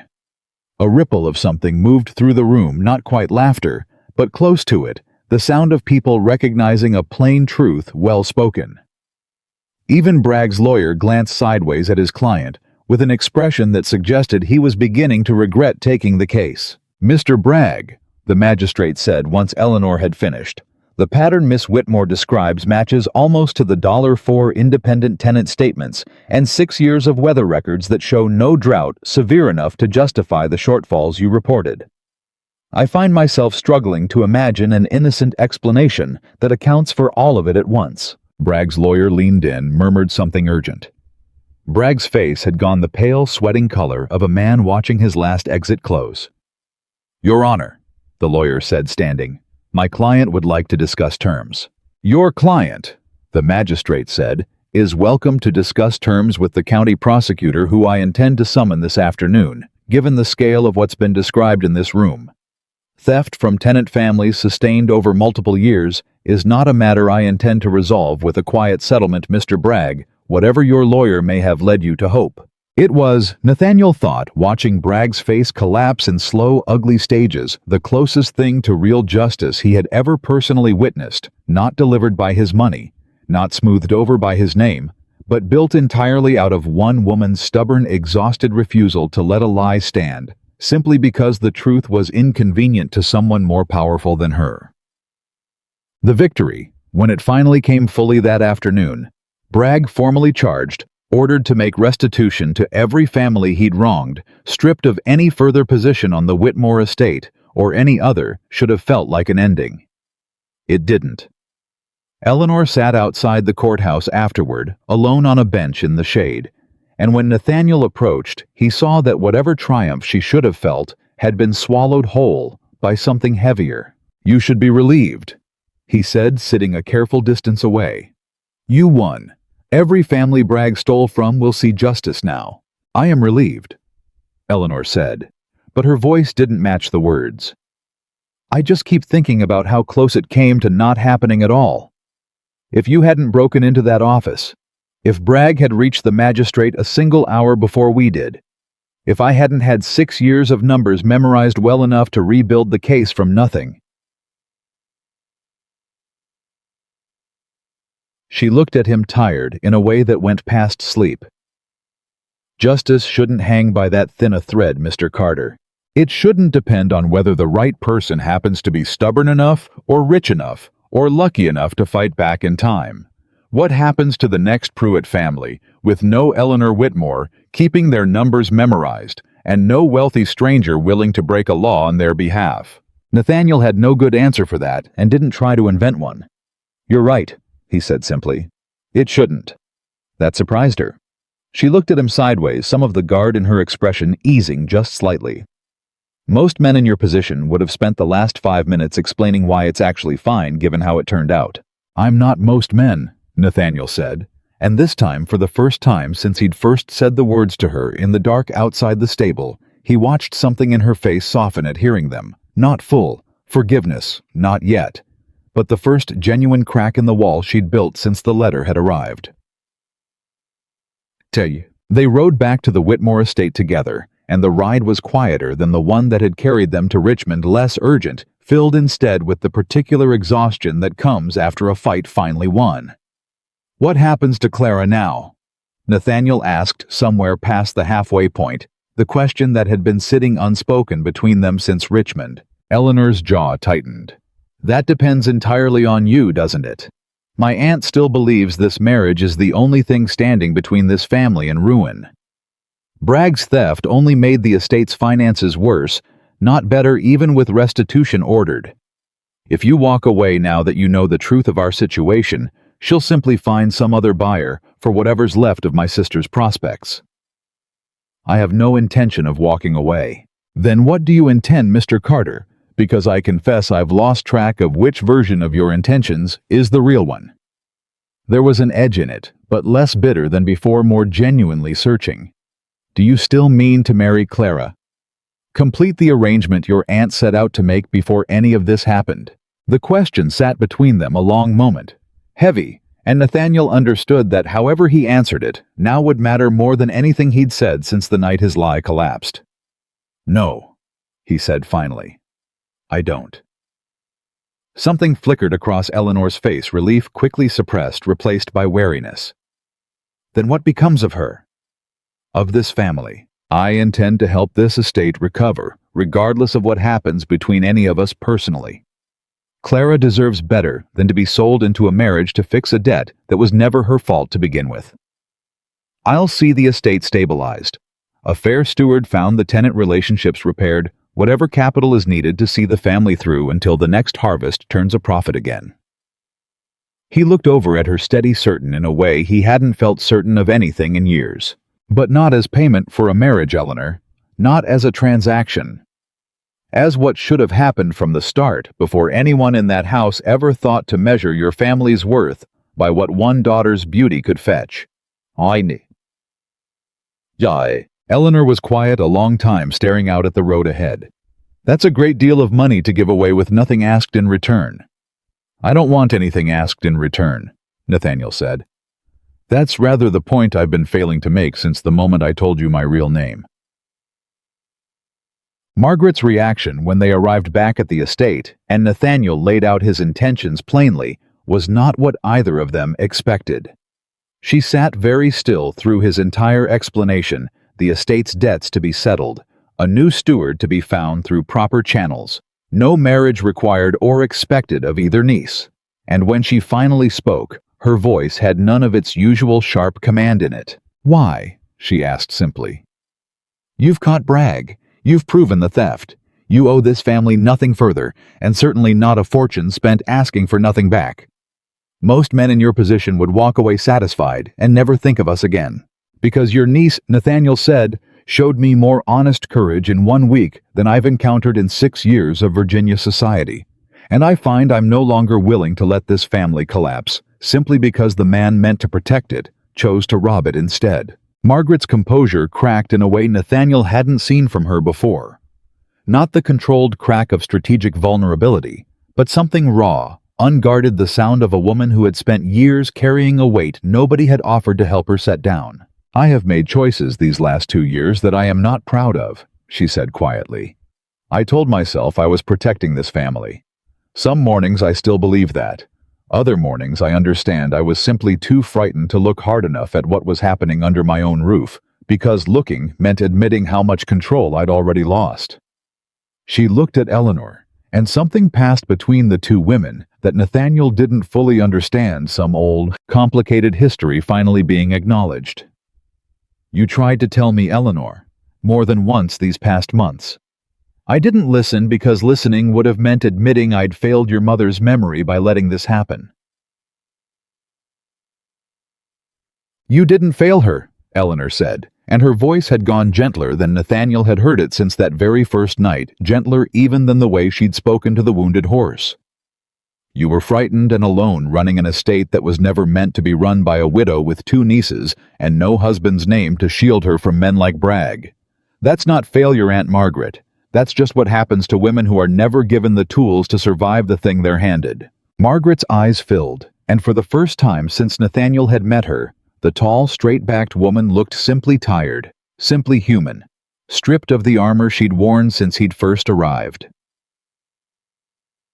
So, Clara found him alone that evening, near the same porch steps where she'd first confessed her own quiet drowning, and her question, when it came, was direct in a way that surprised him. Is it true what Eleanor told me, that you don't intend to marry me after all? It's true. Clara studied him a long moment, and then unexpectedly something like a real smile broke across her face. Not the practiced parlor smile, but something younger, more genuine. Thank God, she said with such open relief that Nathaniel nearly laughed despite everything.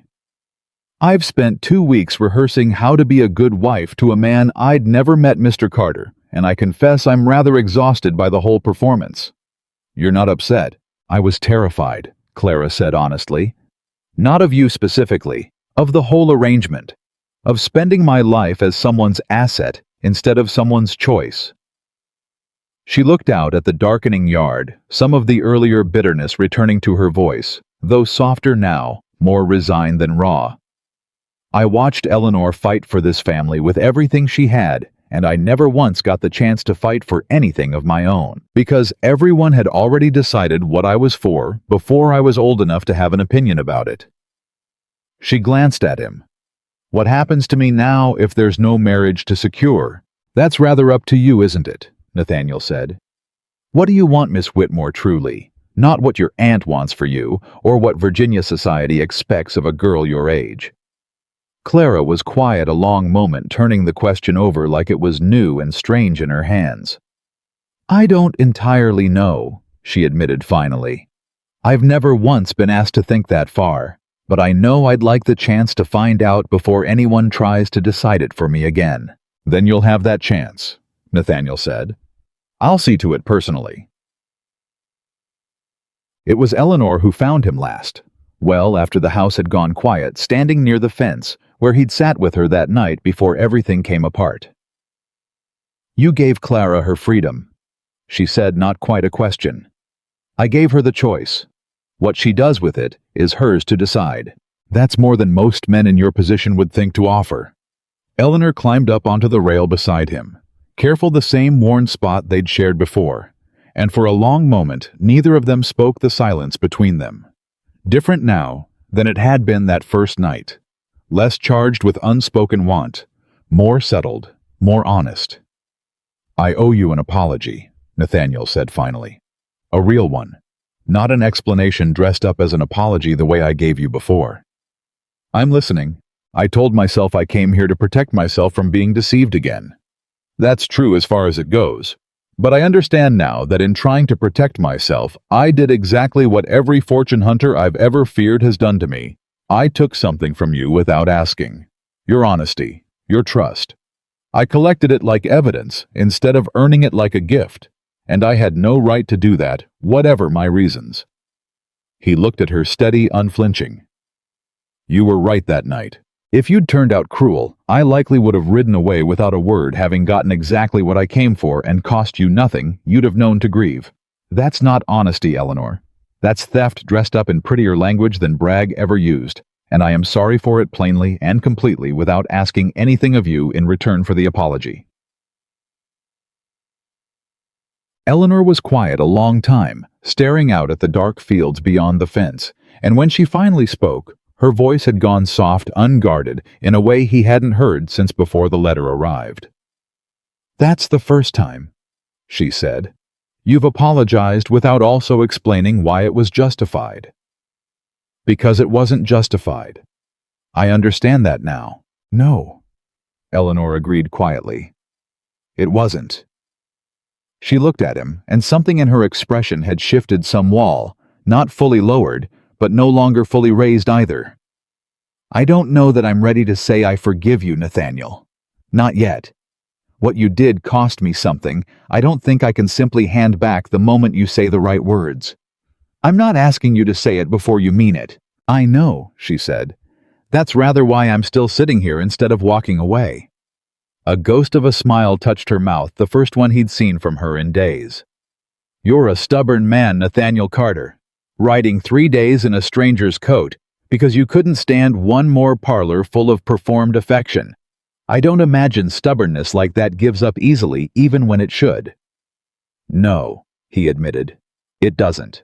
They sat there together on the fence rail a long while after that, not quite healed, not quite whole, but closer to it than they'd been since the letter arrived. Two people who had broken something honest between them and were only just beginning to understand what it might take to build it back slower this time. Truer, without a single lie left standing anywhere between them. Word of what had happened in Richmond traveled faster than either of them expected, and it arrived back at the Whitmore estate, wearing a shape neither Nathaniel nor Eleanor had prepared for. "There's a letter," Ruth said, finding Eleanor in the kitchen 3 mornings later, her face carefully neutral in the way it went when she was delivering news she didn't much care for. "From a Mr. Harlan Voss.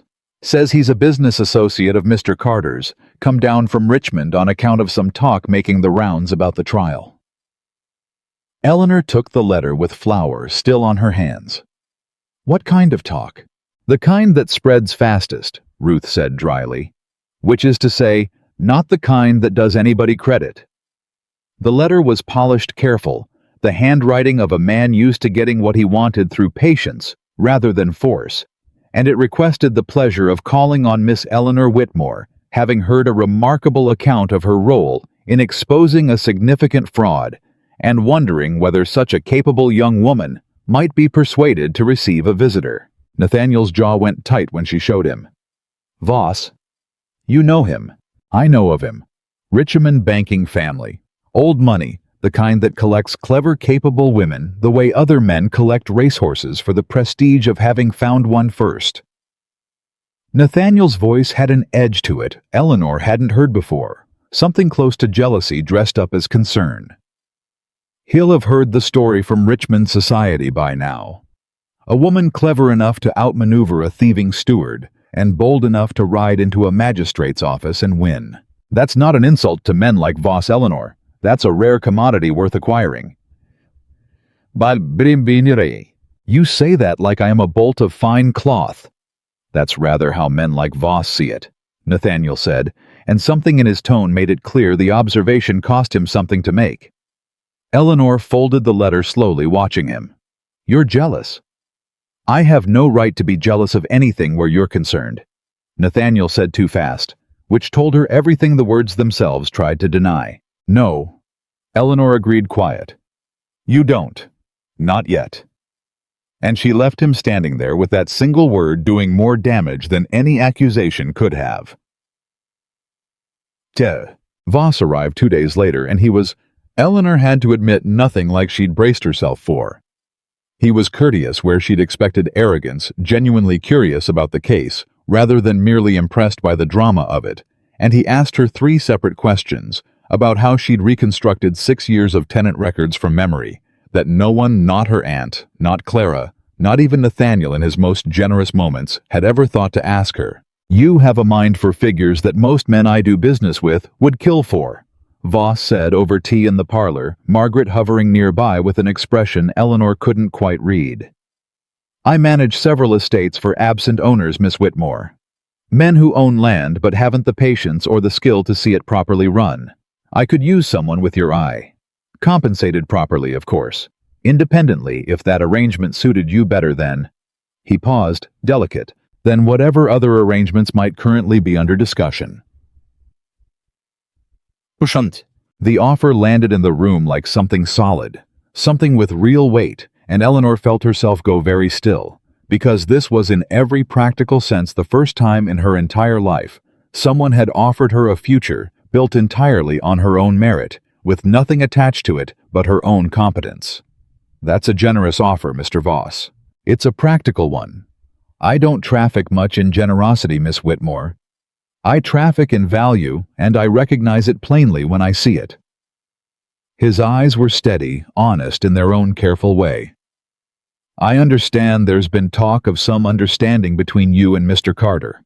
I'd not wish to overstep, but I'd ask you to consider before any decision is made permanent whether you'd not rather build something entirely your own, answerable to no one's fortune or family, but your own judgment. It was, Eleanor thought later, the most seductive offer anyone had made her in her entire life.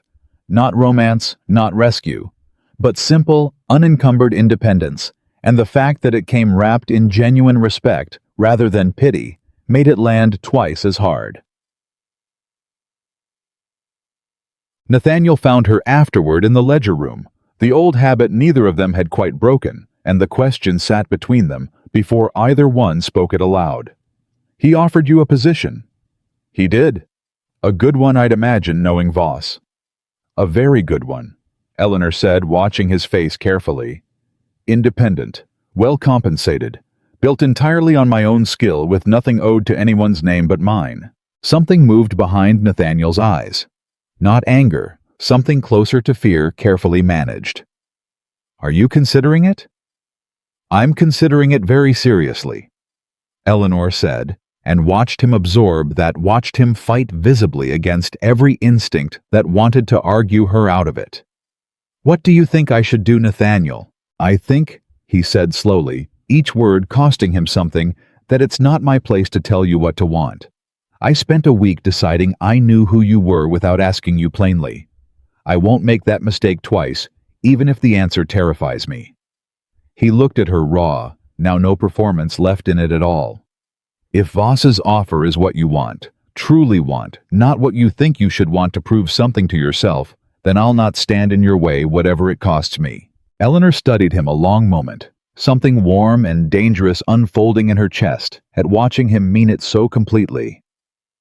That's the first time, she said quietly. You've offered me something without any condition attached to it at all.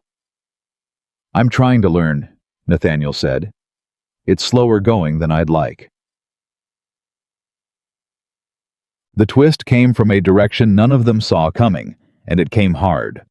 Bragg, awaiting trial in the county jail, had one final card left to play, And he played it the way desperate men always did, by dragging down everyone he could reach on his way to the bottom.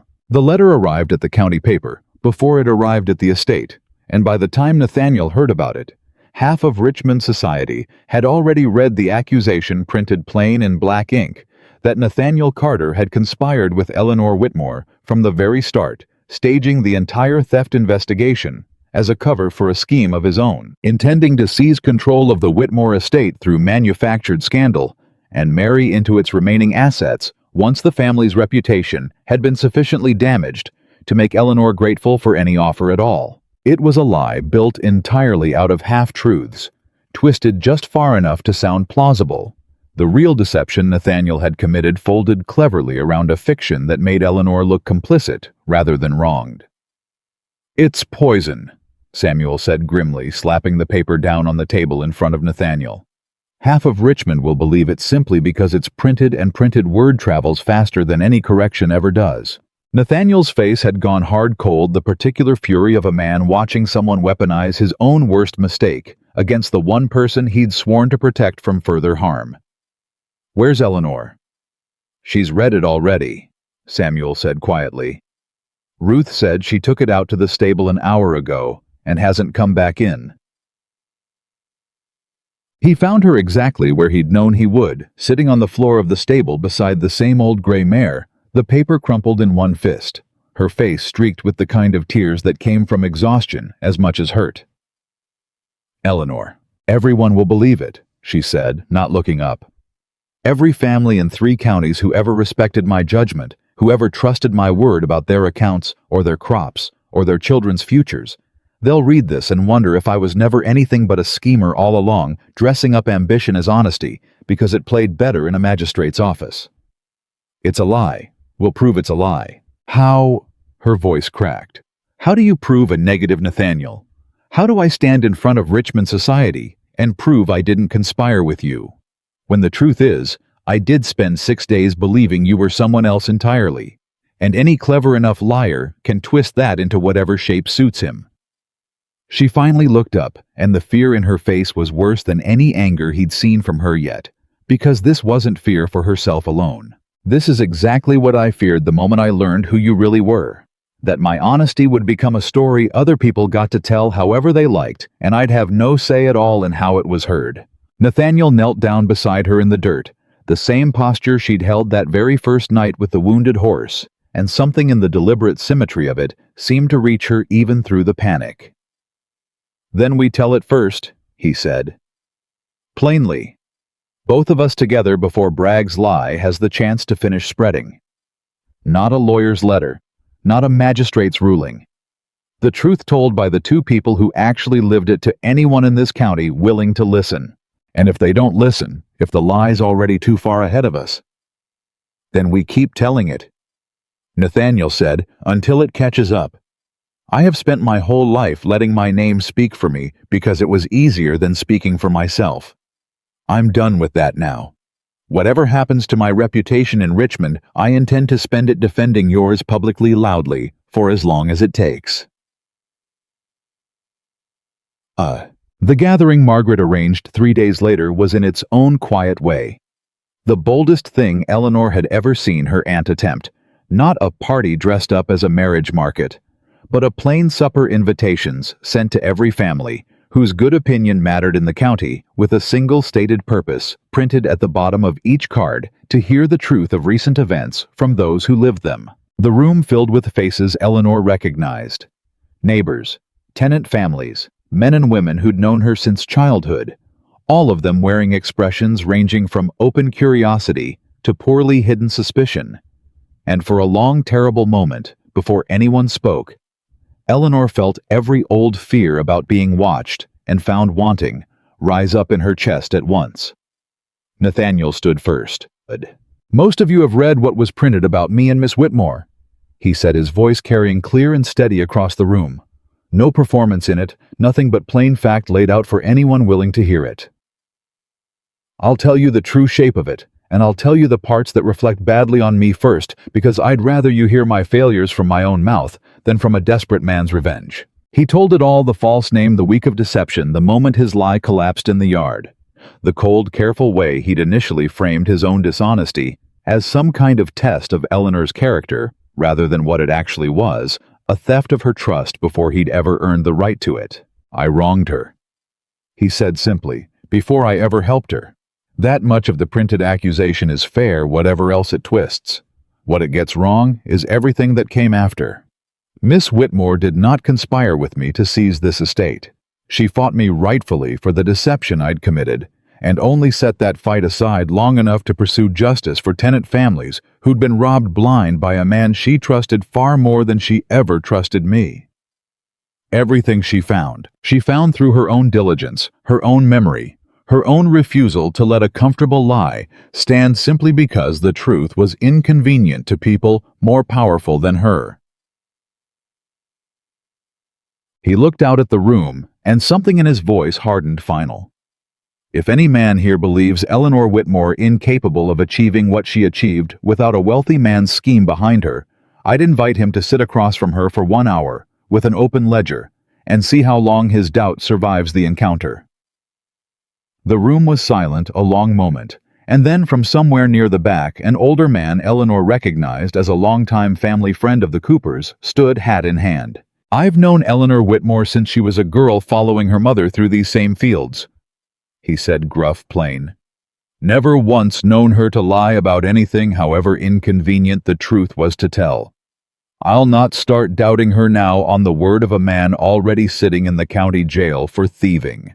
One by one, others stood, the Pruitts, the Coopers' neighbors who'd known her work firsthand, and Eleanor sat there throat tight, watching her own life's quiet, unglamorous diligence finally publicly speak louder than any printed lie had managed to. The scandal didn't vanish entirely. Some doubts lingered, the way doubts always did. Whispered in parlors Eleanor would never enter. But the worst of it broke that night, and broke decisively. And in the weeks that followed, something remarkable began to happen that none of them had quite anticipated. Families started asking for Eleanor by name, not for Nathaniel's introduction, not for Margaret's social standing, but for Eleanor.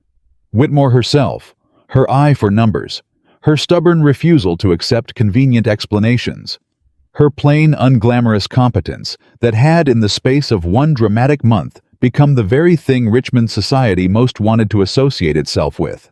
"You've had 3 more offers," Margaret told her one afternoon, setting a small stack of letters on the desk in the ledger room, and her voice held none of its old sharpness, only something that sounded unmistakably like pride.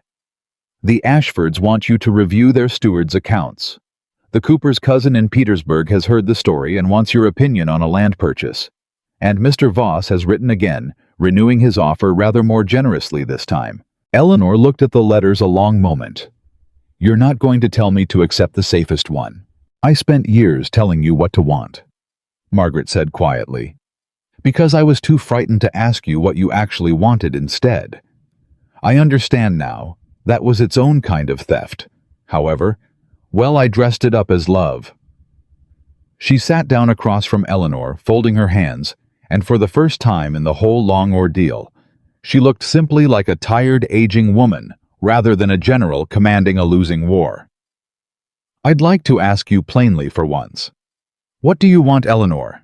Eleanor was quiet a long moment, turning the question over the way she once had turned over a column of stubborn figures searching for the sum that finally made sense. "I want to keep this estate," she said finally. "Not because I have to, because I've spent 3 years learning every inch of it, and I've discovered somewhere in the middle of all this chaos that I'm rather good at the work, and I'd like to keep being good at it on my own terms, answerable to my own judgment." She looked up at her aunt. "And I want the choice of who shares that life with me to be entirely mine. Not arranged, not managed, chosen freely by me alone." Margaret's eyes filled, and she reached across the desk and took Eleanor's ink-stained hand in both of hers. "Then that," she said softly, "is exactly what you shall have." Nathaniel gave her the space to decide, and it was, Eleanor thought later, the single hardest and most important thing he did in the whole long month that followed. Not chasing her, not arguing his case, simply standing back and letting her walk her own way toward whatever conclusion she reached, without his fortune or his name pressing against the scale. He spent that month doing exactly what he'd promised, funding a fair, honest steward to replace Bragg personally overseeing restitution to every family. Wronged quietly ensuring Clara's introduction into Richmond society happened on Clara's own terms, with no marriage attached to any of it. And Eleanor watched him do all of it without once asking anything of her in return, and found day by day that the wall she'd built after the letter arrived had begun slowly, honestly, to come down brick by brick. It was Clara, unexpectedly, who finally pushed her toward the answer. "You're going to let him go on standing at that fence rail every evening like some lovesick fool," Clara said, finding Eleanor in the ledger room one night, without ever telling him plainly what you've already decided. "I haven't decided anything." Eleanor. Clara's voice had lost every trace of the practiced, performed lightness she'd once carried like armor, replaced now by something plain and sisterly, and entirely sincere. "I watched you for 3 years carry this whole family on your back without a single person thanking you properly for it. And I've watched you these last weeks with a man who broke your trust once badly, and has spent every day since trying to earn it back without asking for anything in return. That's rarer than you're willing to admit, even to yourself." She sat down across from her sister. "You don't have to forgive him because he deserves it. Forgive him if you do because you've decided you want to. That's the only kind of forgiveness worth having, and I think you already know which one you're carrying." Eleanor found him at the stable that evening. Not by accident, she understood as she walked, but with full and deliberate purpose drawn there, the same way she'd been drawn there that very first night, to the one place in the whole estate where nothing had ever been performed between them. Nathaniel was there already, sitting on the overturned bucket, the same one Samuel had found him on 6 weeks ago, staring at nothing, the way he had that first exhausted night. "You're here late," Eleanor said. I think more clearly out here than anywhere else on this estate." He looked up, and something in his face went carefully, deliberately, still bracing for whatever she'd come to say. "Have you decided Voss's offer, or the others?" "I've decided to keep the estate," Eleanor said. "Under my own management. My aunts already agreed. I'll answer to no one's judgment but my own from this day forward." "That's good," Nathaniel said, and meant it, though something in his voice carried the particular ache of a man bracing for the rest of the sentence to take something away from him. "There's more," Eleanor said, and stepped closer, close enough now that the old fence rail sat right between them, the same worn wood that had held them both that first terrible, honest night. "I've spent 6 weeks watching you keep every promise you made without once asking anything of me in return. I've watched you stand in front of half of Richmond society and take the blame for your own failures before you ever once mentioned mine. I've watched you let me walk away from your fortune entirely and never once try to buy back what you'd broken." "I couldn't buy it back," Nathaniel said quietly. "I understood that the moment I understood what I'd actually taken from you." "No," Eleanor agreed. "You couldn't. But you earned something instead, Nathaniel Carter. Slowly, honestly. Without a single lie standing anywhere between us anymore." She climbed up onto the fence rail beside him, the way she had that very first night, close enough now that there was no pretending the distance between them was anything but a choice. Either one of them could close. "My mother told me you learn everything you need to know about a person by watching what they do when nothing's in it for them. I've been watching you for 6 weeks now with nothing left for you to gain from any of it. And I find, Nathaniel, that I still can't find the version of you that's only performing kindness because someone's watching." Nathaniel turned to look at her fully, something breaking open across his face. Hope, careful and disbelieving, the look of a man who'd stopped daring to expect the thing he wanted most. "Eleanor, I'm not finished," she said. But there was warmth in it now, unmistakable, nothing guarded left in her voice at all. "I spent my whole life being the daughter nobody chose to notice, overlooked at every gathering, valued only for the work I could do, rather than anything I actually was. And then a stranger in a borrowed coat knelt beside me in the dirt, with a broken-down horse, nobody else thought worth saving. And for the first time in my whole life, somebody saw the actual shape of who I was and wanted to know more of it. Her voice caught, and she let it, no longer ashamed of the feeling underneath it. I don't want a man who chose me because I passed some test, Nathaniel. I want the man who knelt in that dirt beside me before he had any earthly reason to. That was never a test, Nathaniel said, his voice rough now, entirely undone. That was simply the moment I stopped looking for anyone else. Yeah. He didn't propose with a ring pulled from some velvet box, didn't kneel in some rehearsed, performed gesture meant to be witnessed and admired. He simply reached across the small distance between them on that worn fence rail and took her ink-stained hand in his, the same way he had that very first night, and said the only thing that had ever felt entirely true since he'd ridden 3 days in a stranger's coat, looking for something he hadn't known how to name. Everyone in that parlor overlooked you 6 weeks ago because they were searching for something beautiful to show off, he said. I found something far rarer than that Eleanor Whitmore sitting in the dirt behind a stable where nobody else thought to look. I don't want a wife who'll perform gratitude for saving her family's fortune. I want a partner who'll argue with me over every ledger for the next 50 years and be right more often than I am. Will you have me? Not as payment for anything I've done. Simply because I want more than I have ever wanted anything to spend the rest of my life earning the kind of honesty you've shown me since the very first night we met. Eleanor didn't answer right away. She looked at him a long moment, tears standing bright and unashamed in her eyes, and when she finally spoke, her voice carried the same plain, unshakable certainty she'd once used to face down a thieving steward and an entire magistrate's court. Yes, she said simply. Not because you're Nathaniel Carter, and not because of anything you've given this family, because you're the only man I've ever met who saw me kneeling in the dirt, unwatched, unrewarded, and thought that was the most remarkable thing he'd seen in years. She laughed, unsteady, joyful. Yes, Nathaniel, 1,000 times yes. They married that autumn quietly at the estate, rather than in some grand Richmond cathedral, with the Pruitts and the Coopers and every Tennant family. Bragg had once robbed standing among the guests because Eleanor had insisted plainly and without argument that the people who'd trusted her with the truth deserved a seat at the table now that the truth had finally won.